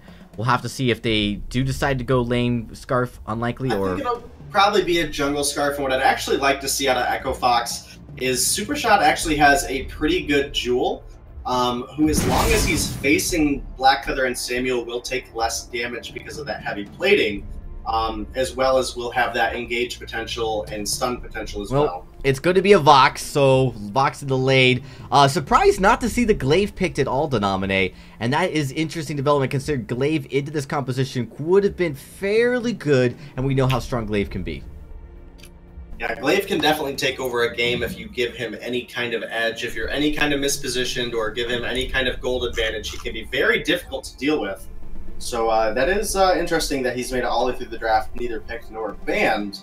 I do think Glaive does pretty well dueling out Black Feather, Jewel as well. Even Rona can really sustain pretty well against a Black Feather. So kind of interesting to see the Vox. It is going to be a little bit more of a squishy, susceptible target, as well as obviously not really a frontline hero. So they're going to be relying on this Grace a lot to be blocking those empowered Mouse and Verdicts. Yeah, that's good. I mean, Grace is a great front line, though, so I think that this is going to be a strong. I actually like Gangstar's draft, and of course, if Lulu's performance on Blackfeather from last week was any indication, this is likely going to be a very good match for Gangstars. Well, I just have to see, though. Of course, Echo Fox is on some of their comfort picks as well, as we look to get into game number 1 between these two teams. Yeah, I'm really excited to see the Scarf, actually. The Scarf is, possibly going to be the biggest threat here. Just because we obviously have the Grace here for Mac Daddy B. It is going to be all about Scarf and Lance restricting the engagement potential out of that Grace. I do think that Scarf and Vox, however, do handle pretty well into Blackfeather. There's a lot of kiting potential, a lot of slow potential, so it's kind of hard to say. I do want to lean on the skill advantage of Gangstars. But I actually really like the draft for Echo Fox. They're both good drafts. I actually think it's pretty even, so we're about ready to jump into the game, though. Let's get right into it, Denamine, as I kick it over to you and Latigress to take us away. Alrighty. Second set of the day, first game, and the battle has begun. So when it comes to what we're seeing this time around compared to the first set, some similarities, of course, but some new appearances as well. So, Day, how do you think that Lulu is going to fare on this Blackfeather, considering now is the player to watch? Well, again, he had a wonderful performance last week on Blackfeather, but it actually looks like Mac Daddy B is going to be the one that gets spotted out. Oh, but Super Shot doesn't chase. Going through, Slada knocking right into the wall. Mac Daddy just trying to swag walk it out back into the jungle, but not really going to be finding an end anytime soon as Lulu and Super Shot go ahead and take their duties over in the lane. A little bit of fire back and forth. Mac Daddy making that rotation around. And then Irwin trying to go ahead and buff up in the jungle. Yeah, these junglers are both very, very lane presence-based heroes. There's a lot of pushing potential out of both Scarf and Samuel. I do want to lean more on the wave pushing potential of Samuel, but I want to obviously give Scarf his rights there on the absolute dominant force when pushing down a turret. So there's a lot of opportunities for some strong rotations out of both of these teams. But Xenotech looking to steal away this Treant. And he did not get it. So close. It looks like there's a lot of effort being put over there. Xenotech was the first one on it, and then, of course, we had Slada and Irwin making that rotation and claimed it. So, some definitely trying to show domination in the jungle early on. Who's going to be the one to have control over it? And then that doubling up on the red side has a way for Echo Fox to try and make it a lot easier to have that presence and contest as opposed to just kind of 1-1 noodle fight early on. Yeah, and Super Shot's actually taken the opportunity to rotate very early here and try to get some additional damage and sustainability to try to make it difficult for Lulu to get safe farm. But now with Xenotech rotating up, Super Shot has to be careful, but he gets Sonic Zoom. Yeah, doing what he can. Slada there saying over there with Super Shot as Mac Daddy, y'all talked about how Grace is going to have to do some duties as the frontliner here. But of course, Grace can only take so much. So with that rotation from Xenotech, it made it a little early, getting rooted over there. Slada doing the damage as Mac Daddy comes on through to try and do a bit of protection. Xenotech having to go ahead and sit there right on the side, but it's not enough. First blood, Xenotech giving that over to Irwin. Yeah, and getting Scarf that first blood is going to be absolutely huge. He does have a more expensive build path typically than Vox, as well as being in the jungle. There's not quite as much gold. There is some more experience in the jungle, but again, Scarf is more about getting the gold in your pocket, getting that Broken Myth and Frostburn online, which is going to make it difficult for the side of Gangstars to pursue. Definitely a good start here for Echo Fox. Yeah, and like we've said before with Scarf, it really is dependent upon can you get that gold early on in the set with Immortals, where we did see a Scarf that didn't quite ever get online in the way that they were hoping to, but as Tribe was hoping to rather. But here, if you can get that gold early for Irwin, then you can potentially have a completely different impact. You definitely can, and again, we haven't seen a whole lot of Lulu's hero pool. We've really only seen the Scarf and the Blackfeather come out. And he did have a great performance on the Black Feather, but again, it was against a little bit lower seeded of a team. So it's going to be the real test here for Gangstars going up against a little more evenly matched of a team, I would say, if this is going to be a change that they do decide to pursue. But Xenotech coming in very aggressive. Yep, going through, super shot, having to sit right there behind the turret as Irwin makes a rotation from the jungle. Not going to quite make his presence too known here with too much damage early on. Xenotech blunting that damage, though, as the members do go ahead and walk right into the jungle out of the way. Now, one thing we did see earlier in that first fight was where the poke before the fight actually started made a huge difference because Mac Daddy could only do so much in form of protection because of the low HP. So it seems both those teams are trying to take advantage of that, get everybody a bit low before you start the real initiation, and then try to close it out. Yeah, and I think that was a smart rotation out of the lane from Gangstars. They obviously got some vision out onto Irwin, seeing that he had that Frostburn complete, as well as hit level 6. And Xenotech not quite at that level 6 mark, just now hitting it. The Dragon's Fire, they didn't know if it was available or not, but Irwin actually did put a 4th point into the Spitfire instead, so the Dragon's Breath is not online. So Gangstars might not know that yet. Yeah, they're probably really not expecting that play. So Irwin really trying to do what he can to get that Spitfire as strong as possible here before you have those team fight scenarios where the Dragon Breath really comes online. But Slada going through, missing it, but knocking over Mac Daddy right to the side as he does go ahead, get that stun with the Holy Nova for the knock-up. And then, of course, Scarf coming through, trying to get a little bit of poke. But no one's in a major position to have a super engage right now, unless you're over for Fox and you're trying to go ahead and take this turret, get a little hit onto Mac Daddy over there. But the wave is coming through on the favorite side of blue. So it might be a little bit of time before we see any too terrible action. Yeah, and something I can't stress enough when you do have a heavy sieging Crystal Jungle. They're up, hold on, we got a bit of an engagement breaking out here. Yeah, a little bit. Grace taking quite a bit of damage there. So, you know, went ahead and got the knock-up under the turret to at least save the members, but had to back off a little bit. So an attempted engage, but still no quite closeouts. Yeah, no closeout, and Fox, when they do get the Scarf to rotate up into the lane and the wave is pushed, Scarf really shouldn't be focusing on trying to find damage on the players. When you have a siege-heavy Crystal Jungle composition set up, you really need to go ahead and get that damage down on the turret. If Scarf would have used a Goop and a Spitfire on that turret, it probably would be in a much less healthy situation than it is now. Potentially even could have got it all the way down with the members of Fox focusing on it as well. So I think that's a little bit of a loss there for Echo Fox, as again, Scarf just does so much objective damage. 5 points put into Spitfire, 3 points put into Goop.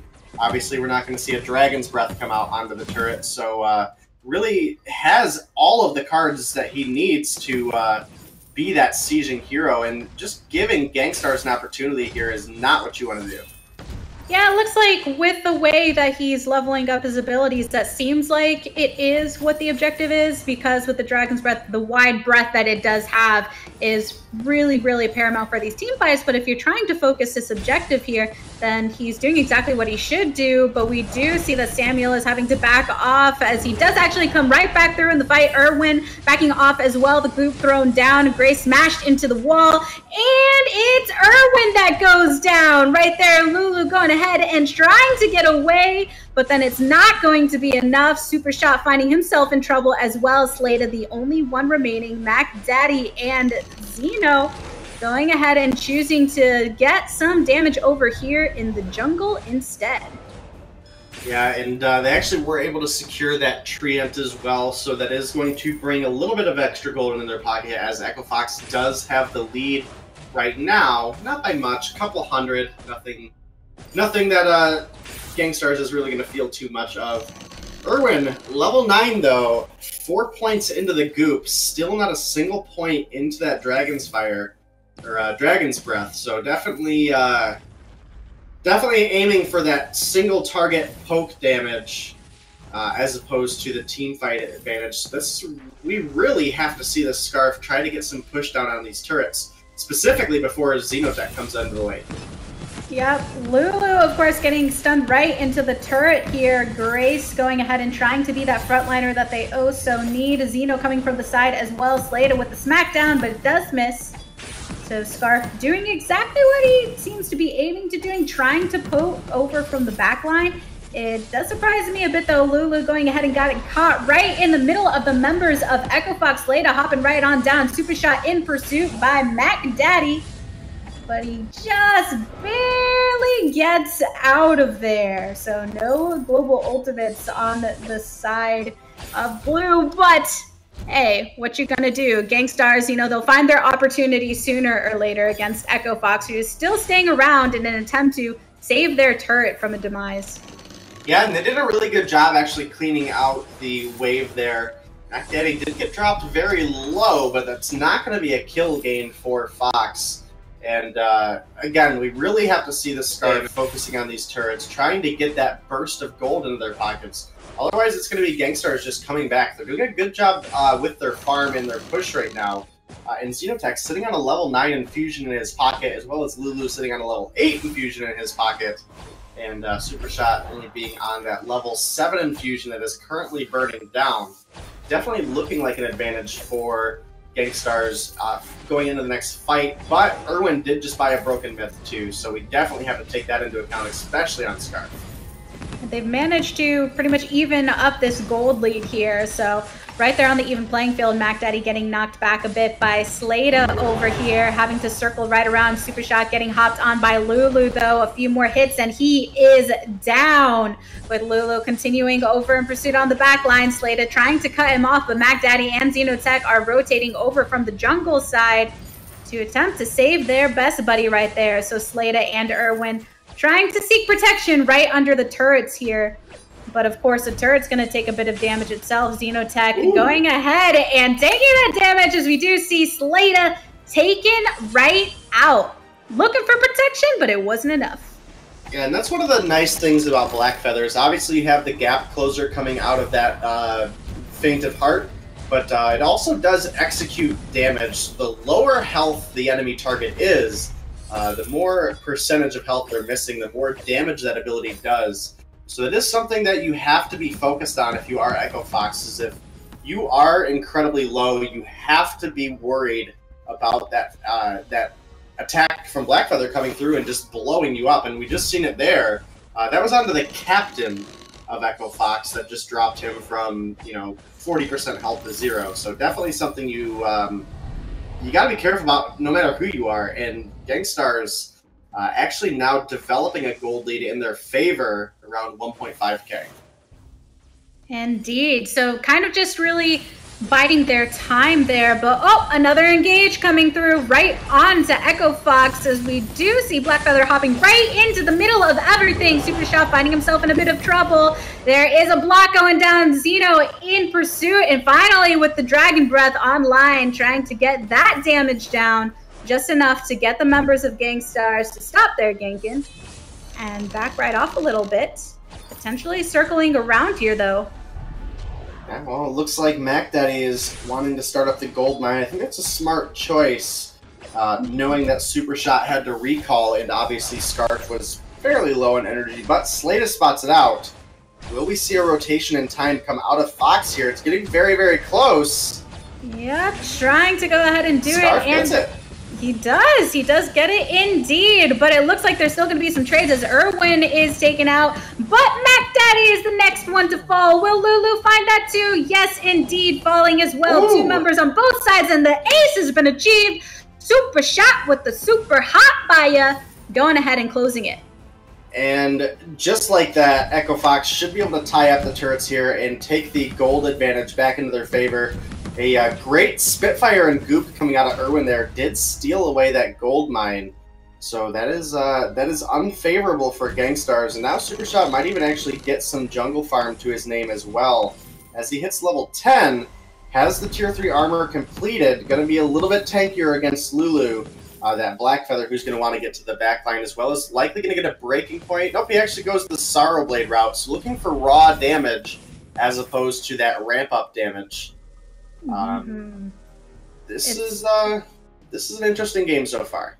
Yeah, it's been pretty back and forth. Just moments ago, we saw Gangstar sitting pretty comfortably, and then just like that, we saw that Echo Fox ended up swaying it in their favor, and now once again getting a bit of an initiation. Slater had knocked Lulu into the wall, but Lulu is now right on his tail with Xeno in the backline trying to get the damage, but the Dragon's Breath has been channeled, chasing right onto Mac Daddy and Xenotech. Mac Daddy goes down, Slater as well, and the double kill over for Irwin. Double kill over to Irwin. That Dragon's Breath doing so much damage with the Broken Myth ramped up, and now Lulu has to be so careful here. Will he be able to find a kill? No, it is going to be another ace. Going over to Fox, 8-7, still sitting, you know, close to a 2,000 gold lead now. But this is likely going to be another turret for Fox. And again, I really like the Vox and the Scarf into the Blackfeather. I just think it makes it very difficult for Blackfeather to dive and sustain. Even with the Echo Divine Intervention coming out of Grace, it is looking unfavorable for Lulu being so susceptible to damage.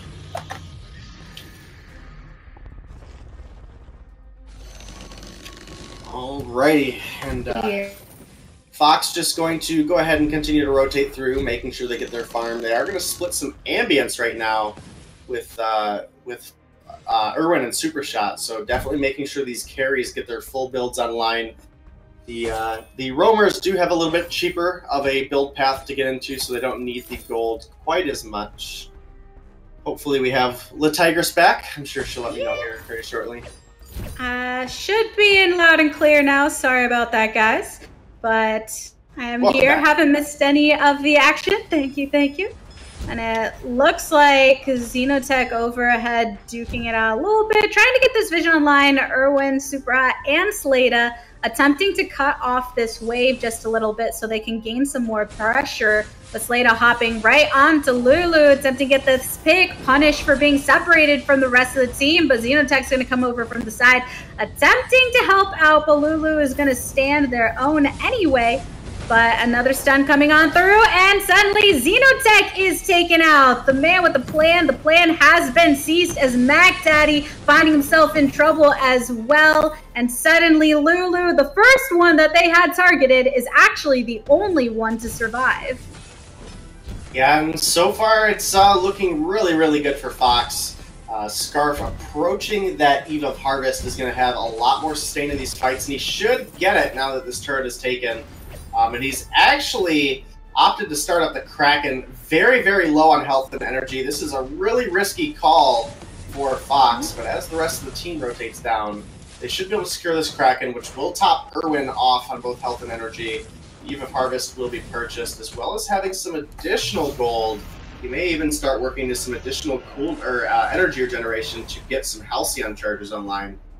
Yeah, it was a risky rotation, but a rotation that ended up working out. The perfect timing from the rest of the Echo Fox team to come just before Irwin had, duked it out a little too long with the Kraken. So they were able to secure that before any of Gangstars could actually make a rotation to attempt to contest that. So now, with the choke point turret down as well, really, Gangstars is going to have a hard time defending against the Kraken and all three members of Echo Fox when it comes to protecting their turrets surrounding the crystal here right in the base.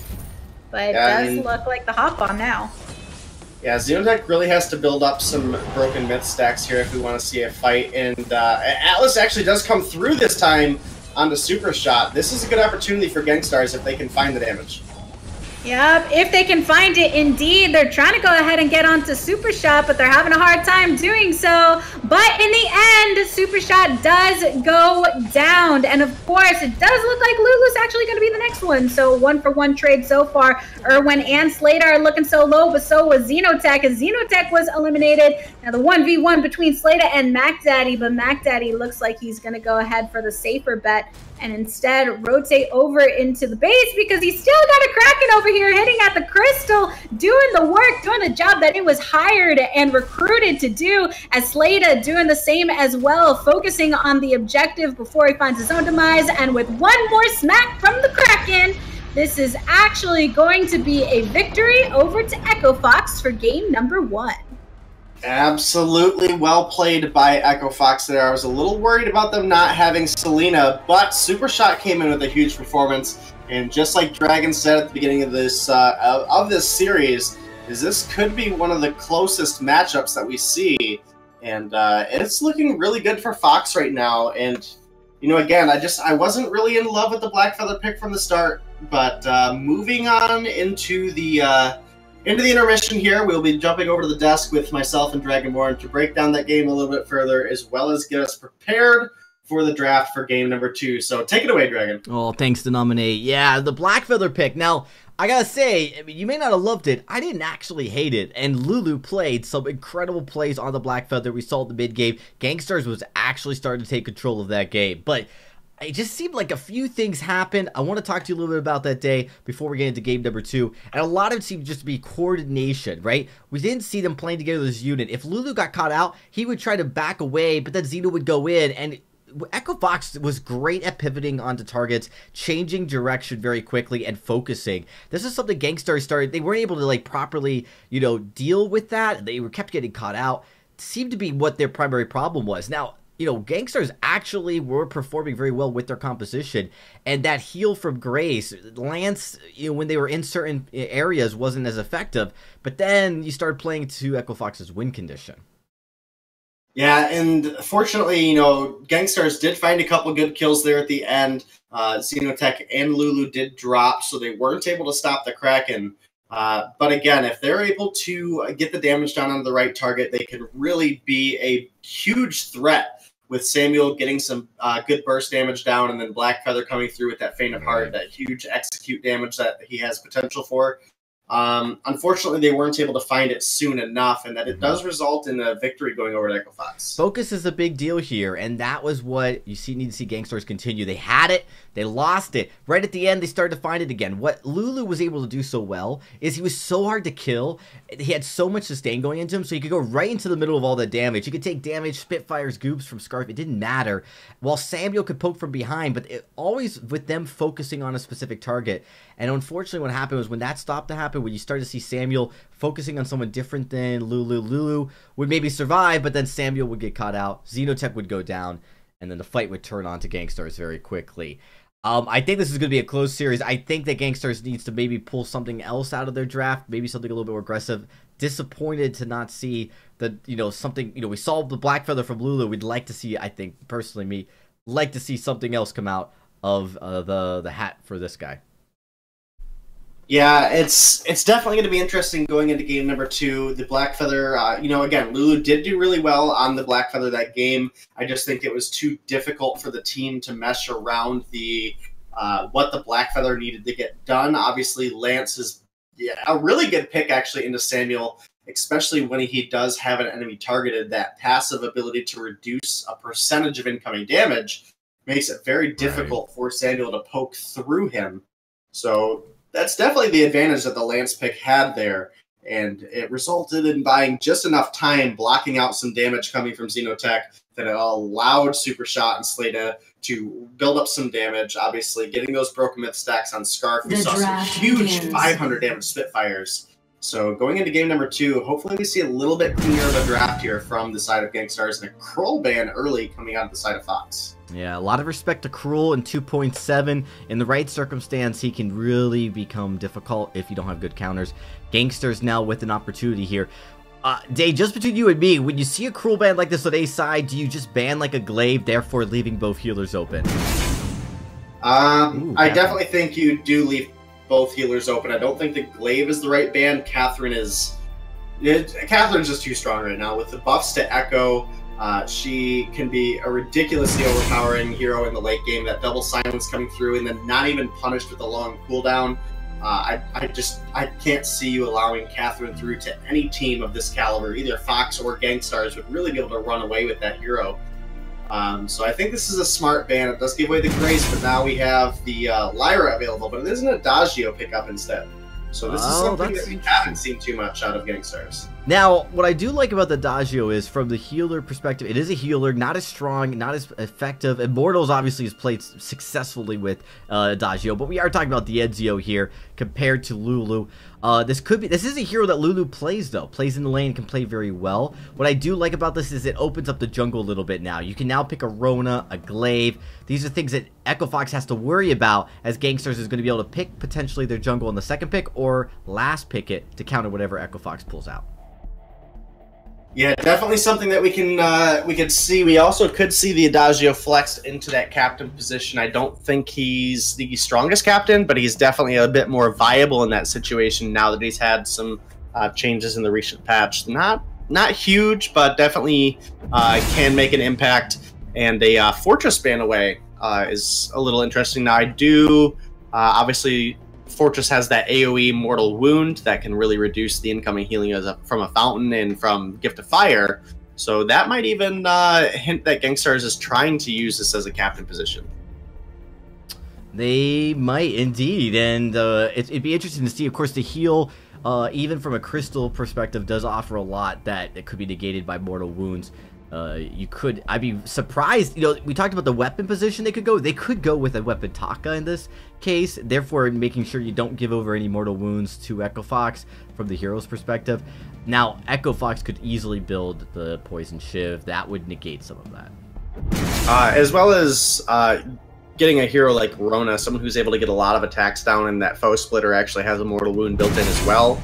A Glaive pickup is going to come through on Gangstars, and this is something that we've seen Xenotech have some pretty huge performances on. So I do like the Adagio being here in the Glaive. It is two flexible heroes. We could still see the Adagio in the captain position. We could see it rotated into the lane. But I do think this brings a lot of opportunity for the side of...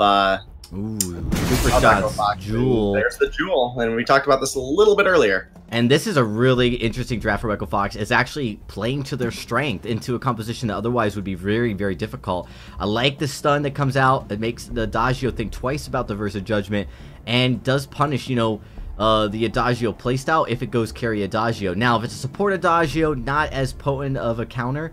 Glaive, on the other hand, shouldn't have too much of a problem getting behind that Jewel. So, I like the Glaive pick. I think it's a little risky picking Scarf when you've got a Glaive available. Flicker comes out. So I think this definitely seals the discussion denominate on who is going into what position.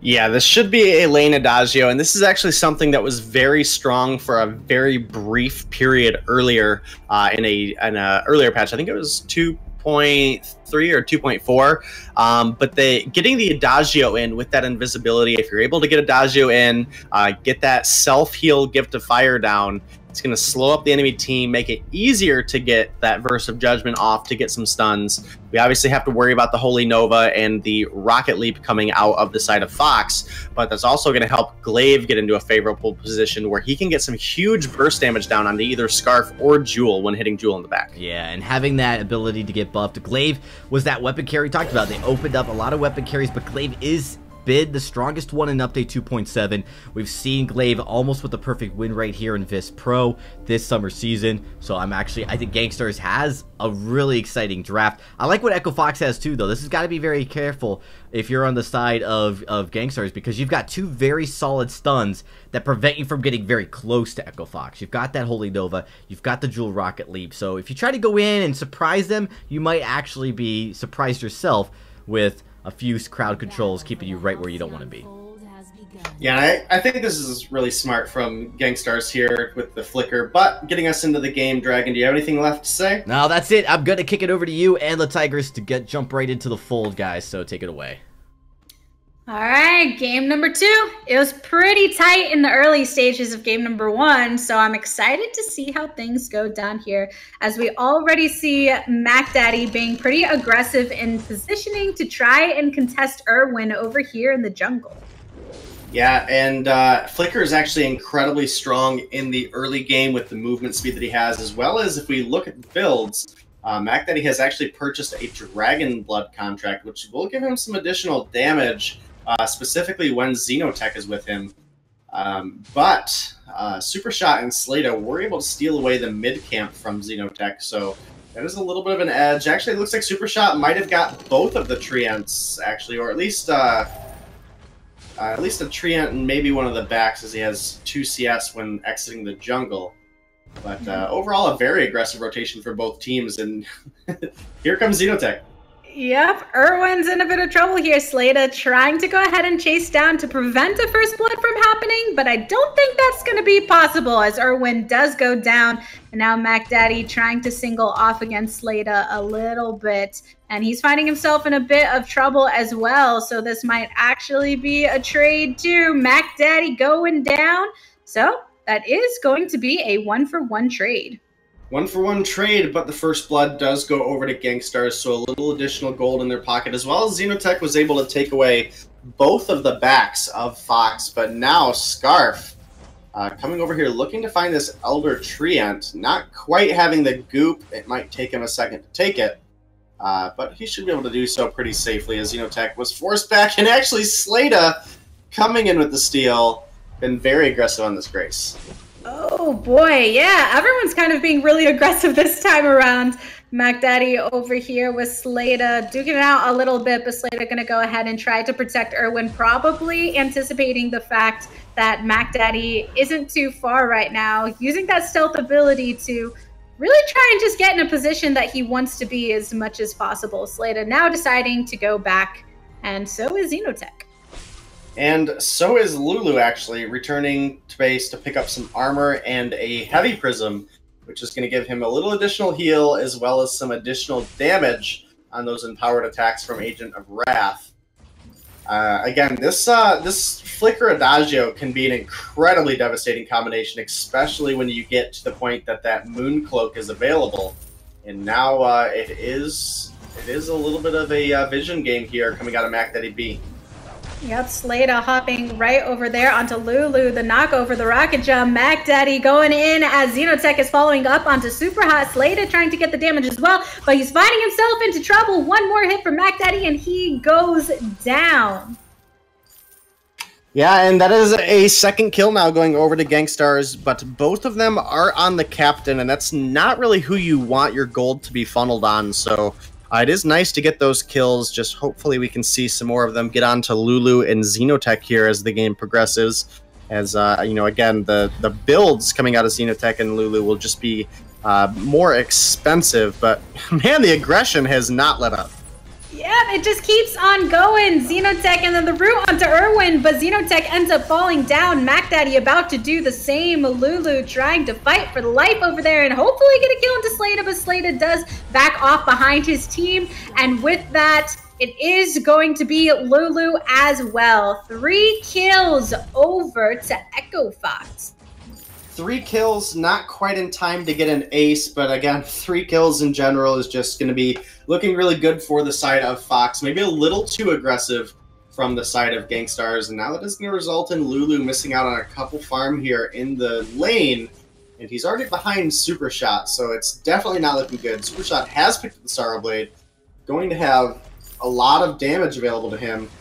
Ooh, the Thunderstrike does miss, though. Oh, that one doesn't.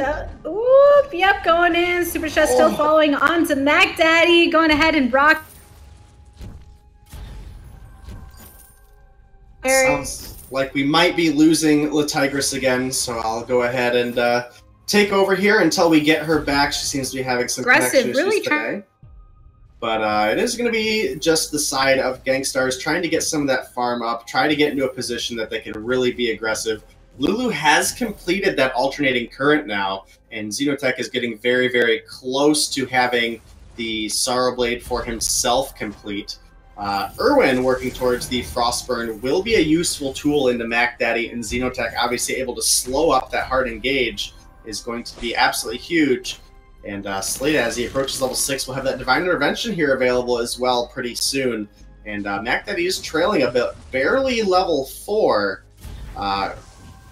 Irwin, now clearing his back since level 6, has enough gold available to him to get a Frostburn when he makes it to shop, and is going the same route, not looking for that Dragonfire at level 6. Yep, it worked out in game number 1, so it looks like he's trying to repeat here as Xenotech actually gets a big chunk of damage taken out of him. Mac Daddy, the one taking a lot of the full force, as Slade is sitting right hot on the trail of Glaive, going ahead and bashing through to Lulu. But Lulu does manage to back off, which means that Echo Fox is going to make the choice for the gold miner. Yeah, and definitely smart for them to do so. Both Jewel and Scarf are very good at taking objectives, and that's something that the side of Gangstars does have to consider going further on into this game, especially when we get to that 15-minute mark, because Jewel can solo out a Kraken with 4 offensive items, which is pretty impressive. But a lot of damage getting put down on the super shot right now. Yep, having to back off there a little bit. Slade doing his best to separate him from the damage, but of course Glaive has an ability to go right hop in there, and Slade moving from the protector to the one needing protection, but he still didn't manage to make it through. Erwin rotating up to try and save super shot, but nope, shut down. Yeah, and that's a good break for Gangstars there after obviously Echo Fox did find that 3-man kill. I'm actually surprised at the gold value that we're getting out of this scout trap right on the corner of the tri-bush there. And it's been there all game and has not been popped, so a really good placement out of Slada has got them a lot of really inexpensive vision every time Gangstars decides to rotate up into the lane. Slada now level 6 does have Divine Intervention available. We do not have the Moon Cloak available for Mac Daddy. So that's really going to be the big spike that we get out of Gangstars, is getting Adagio in all stealthy-like and finding that self-heal versus Judgment combination. Atlas Pauldron to complete for Slada. That is something that Xenotech is going to have to consider going into these fights. And Mac Daddy looks like he might get caught. Yeah, Mac Daddy, be careful! Taken out. Man, Super Shot doing work being able to jump in like that, but just these picks are what are doing them justice as well. Try and get somebody caught out, so then really Gangstars doesn't have many choices here, as Slada does hop right on to these players, and Glaive trying to come on through. Slada taking the damage, the stun going on to Xenotech though, as he's getting chomped down. Slada walking back a little bit. The ultimates popped for Adagio and for Super Shot. Mac Daddy trying to step up a little bit more, but Slada comes on and bashes right on through to at least get a little bit of separation here. Erwin trying to rotate over, but Xeno gonna go ahead and seek some shelter over there in the jungle. Yeah, Xenotech gonna have to rotate through the jungle, get those treants so that he can heal up, but now Super Shot looking to find Lulu, does not. And now here comes Xenotech. Ooh, yep, that burn, baby, burn. Super Shot taken out, Slada going down next. So Erwin, who was over in the jungle, is the only one to survive, but he wasn't quite there to be able to do anything for his team, as now suddenly Gangstars are going ahead and aggressing towards this turret, and at the very least pushing up this wave. Yeah, but with Erwin here, he should be able to clear out the wave pretty easily, and that is going to result in Gangstars backing off. So it'll be, you know, again, this Scarf so good at pushing turrets, and actually in that last lane fight, we did see Scarf do exactly what he needed to do. He got a Spitfire and a Goop down on the turret, and we can see how low that turret is as a result. So definitely better played in the early and mid game here so far out of Fox. It is looking good for them, as Super Shot has now completed the Tyrant's Monocle and is working into either another Sorrow Blade or maybe even a Breaking Point on Jewel. I would like to lean towards just the raw damage. But with the level 8 and 9 infusions coming out on the side of Echo Fox as well, they're very likely going to push this turret easily.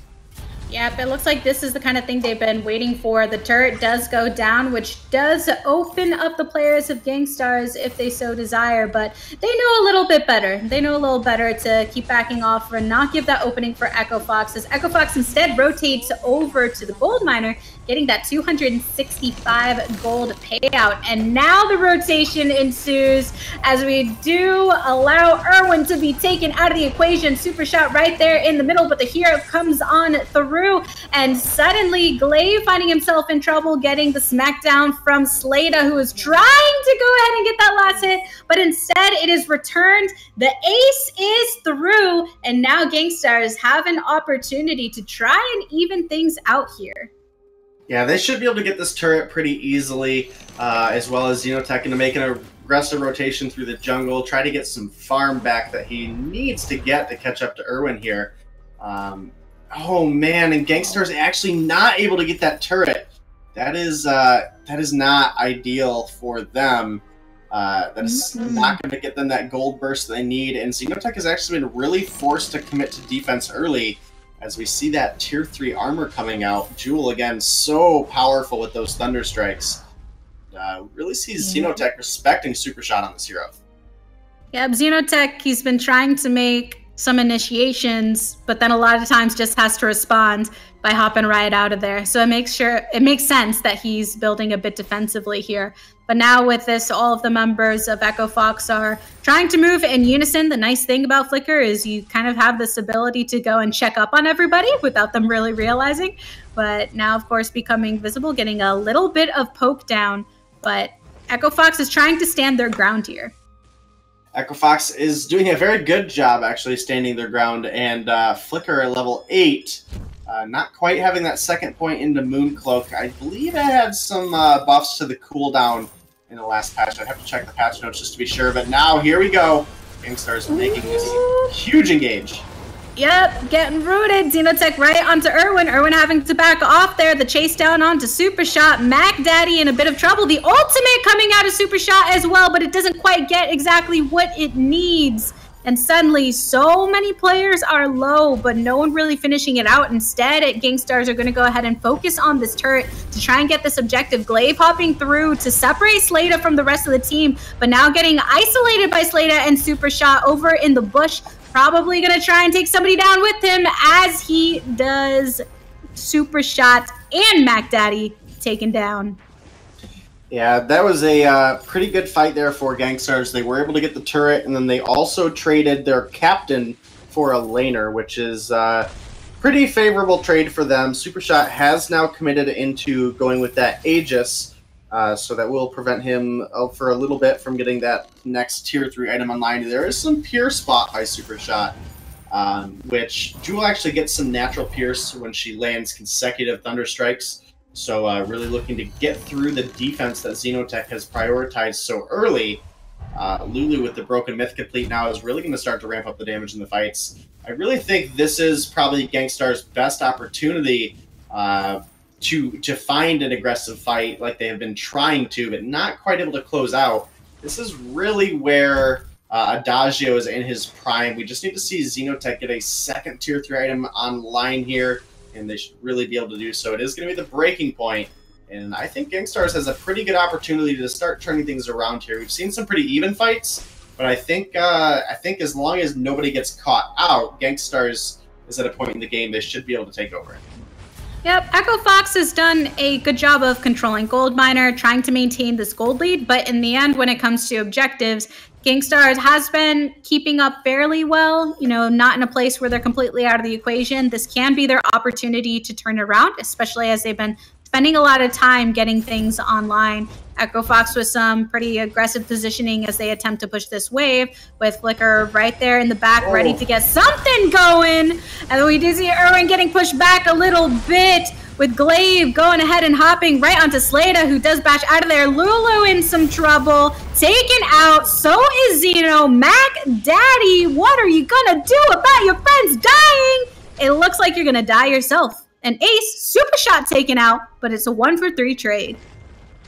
Just as we were saying that we have some opportunity from Gangstars to really start taking over these fights, it was Mac Daddy who came through with a from-behind rotation and got caught out there and actually burned the Fountain and Crucible on himself to survive, which was not very helpful for Xenotech or Lulu to not have those available to them. And Scarf was really able to walk away with a lot of uncontested damage there. And just like that, Fox is starting up this Kraken, but everyone getting very low on energy. It is going to be about Super Shot finishing it off. Ooh, Xenotech not quite able to make it in time. This is looking good for Echo Fox off the back of that last fight. Again, just Mac Daddy did come into that bush invisible, but one good place scout trap from Slada really allowed them to turn a lot of damage quickly, and Slada actually looks like he's working towards a Shatterglass instead of an Echo, and that's pretty interesting to me. There is some changes to Grace and how much healing she does, So this route is going to offer some additional damage reduction from the Retribution, as well as some burstier heals coming out of the Divine Intervention. We just won't have 2 of them. Yep, there was a lot of damage done onto that turret already, so it was really easy for the Kraken to take it out, but a fight is coming out here.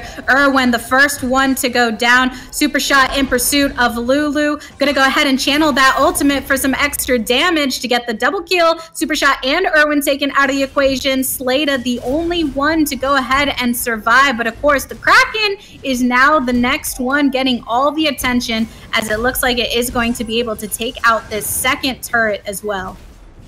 Yeah, and getting that choke point turret down is absolutely huge. This is the last, like, real protect your base turret, because obviously going back to that healing fountain can heal you up. So if that turret is there, it is a little bit dangerous. But now the enemies have a clear path to dive into the base for that final kill if they need to. Echo Fox, with the damage they have, really only need to find a kill on Xenotech and Lulu, and if they're able to do so, they could just push for a victory. Tension Bow is complete on Super Shot. We still have that heavy steel in his pocket. I would have liked to see a little more crit, but I guess a second Sorrow Blade wouldn't be too shabby either. Maybe even that breaking point, since the additional attack speed will help those Thunder Strikes come out a little bit sooner. They do reduce the cooldown of Jewel's abilities. Really good vision for the past 5-6 minutes coming out of Slada has really made it difficult for Flicker to be able to make good engages, but no vision on the Gangstar's side of the lane there did allow a good Moon Cloak to sneak in, and they were able to find Irwin very, very quickly. So that's really what we need to see here out of Gangstars, is win a fight, clear out some of this vision that Fox has, and then they should be able to start taking more of the fights. Yep, indeed. Hopefully. So it does look like another fight is actually going to come through. A slow onto Lulu. Super Shot having to hop right out of there with the rocket jump. Xenotech finding some damage as well, having to go ahead and pop the block. Mag Daddy over here trying to get out of it too, because all the members of Gangstars are just trying to run for their lives now, with Irwin and Super Shot in pursuit of Glaive, and the pursuit is over as he does go down. Mag Daddy and Lulu in no position to go ahead and fight this off currently. So it looks like they're going to dip right into their base to come through at full health. But 2v3 with the wave pushing as well. That's not a situation you want to find yourself in. So, of course, the root coming on to Slada and Irwin. But one turret goes down. Only one more remaining. What's going to happen? Instead, Echo Fox is going to take that as a victory and go for their escape. Yeah, and it's smart for them to make a disengagement here. Xenotech's still down for a couple seconds. There's some opportunity for Fox to clear out some jungle. I think they're a little too low on energy to try to start up the Kraken, especially with Xenotech now being on the board. And they are going to make the safe route and just go through the jungle. I do like this. I don't think they're in a situation where they can give up a Kraken safely here. A lot of defense on Xenotech. We really just don't have the consistent amount of damage out of Gangstars right now. He's doing a great job on Glaive. I just feel like Lulu on Adagio is getting forced out a little too easily by Super Shot here. Once Super Shot gets to that back line, he's doing massive amounts of damage to the Adagio with all the Pierce that he has. Yeah, Gangstar doesn't really have a hyper carry going for them right now. So there's a lot of utility and things, but when you're having to build so defensively against this Echo Fox lineup, it's not working as well. Glaive going in for the initiation, though, the rocket jump as well. The stun going through. Glaive actually getting pushed to the back as Super Shot is taking the back line as well. The ultimate channeled for Irwin to get quite a bit of damage. Flicker popping the stealth to get to safety. Two members so low for Gangstars, with Lulu not that long behind, but Super Shot was taken out. The one that was poking over there from the back, so Gangstars hoping to turn this around a little bit, but Mac Daddy going ahead and getting taken out. Xeno is next and Lulu down. That is an ace for Echo Fox, and this should actually be their second game win, which would mean a win for the series. With Scarf, they should be able to clean up the win. It is going to take him a second to burn through this turret, but it shouldn't be a problem. Slada still has another Divine Intervention available to himself. So as long as they get that turret down, there it is. That should be game number 2 going over to Echo Fox. And I'm actually pretty impressed with their performance today. They, did show that they are the best of the challengers teams, and again, are obviously going to be looking for their Vainglory 8 spot back going into autumn. But I think this was a really good showing for them, getting prepared for that regional challengers cup. But to help us close out the night, we will be jumping over to the desk with Dragonborn and give you a little bit of insight on what games you guys can expect for tomorrow. And yeah, Dragonborn. Oh, thank you so much, Denominate and Latigris.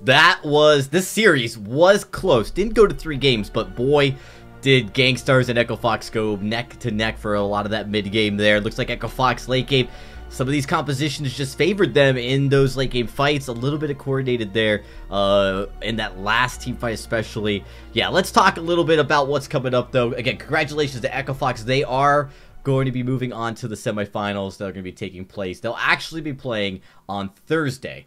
We'll talk more about that in a little bit later, or actually I think it'll be Thursday. Let's break down what's going to be coming up for the rest of the week, everybody. As you know, this is Tuesday. We will be streaming tomorrow, Thursday, Friday, and Saturday with a lot of games in between. All this action take place. What does it mean to you guys, the viewers? Let's jump right into it and take a look at the bracket and what we have for you guys in store. It's going to be tomorrow. We're going to be switching over and doing the quarterfinals on the other side of the bracket. You do see Hollywood Hammers, Necrolite, Rogue, and Infinity Rebirth.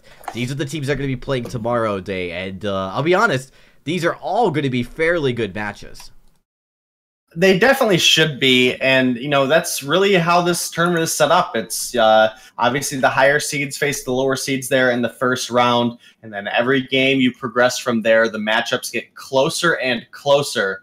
And I think there's a lot of potential from pretty much all of these teams going forward. Obviously, Necrolites had some pretty good performances, and Hammers with some sloppy performances. Yeah, I definitely think that could be a pretty close matchup. But then looking on to the next game as well, Rogue and Infinity Rebirth should be a pretty fun matchup to watch. Obviously, Rogue not quite making it into the live championship is going to be looking to get some good practice in. So I definitely think Infinity Rebirth is one of those teams that we can consider one of the top end of the Challenger series. So I definitely think that there's a lot of potential from this team. Again, Snipers has been, he's come up huge with the Glaive pick, the Idris pick, and then we also have to consider Sir Turtleot had a pretty good performance as well in the last week. Yeah, I do think Hammers and Rogue, are favored. They're both Vainglory teams. They both are poised. They should be able to go into these. I think Necrolite might give Hammers some trouble, depending on how Hammers comes up to play that night. I think Infinity Rebirth could give Rogue some trouble, but I think ultimately those are teams that have definitely the favor going into it. And it's shaping up to be in a really exciting semifinals. So tomorrow is the quarterfinals, then Thursday and Friday will be the semifinals respectively. So Immortals and Echo Fox will play on Thursday, and then Friday will be the winner of those Hammers, Necrolite, Rogue, and Infinity Rebirth matchups. And then Saturday, it all comes down to the grand final. One very important note I want to mention as well, everybody, is a little bit of a format change from past seasons.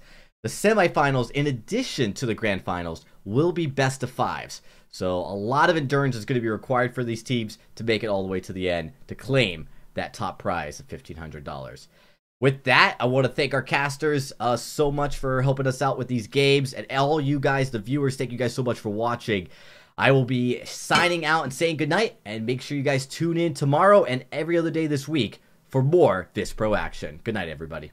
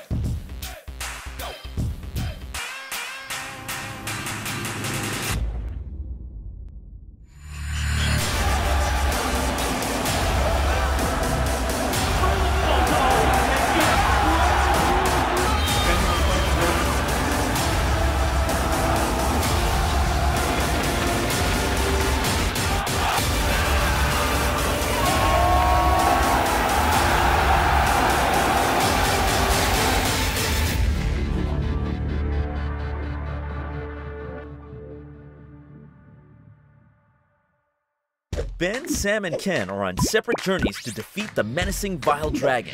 But let's just say luck isn't on their side. If only there was a way for them to find each other and band together. Well, that's why there's Band.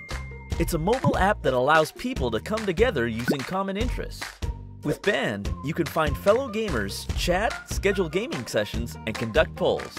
Stage epic battles with friends while sharing videos and photos along the way.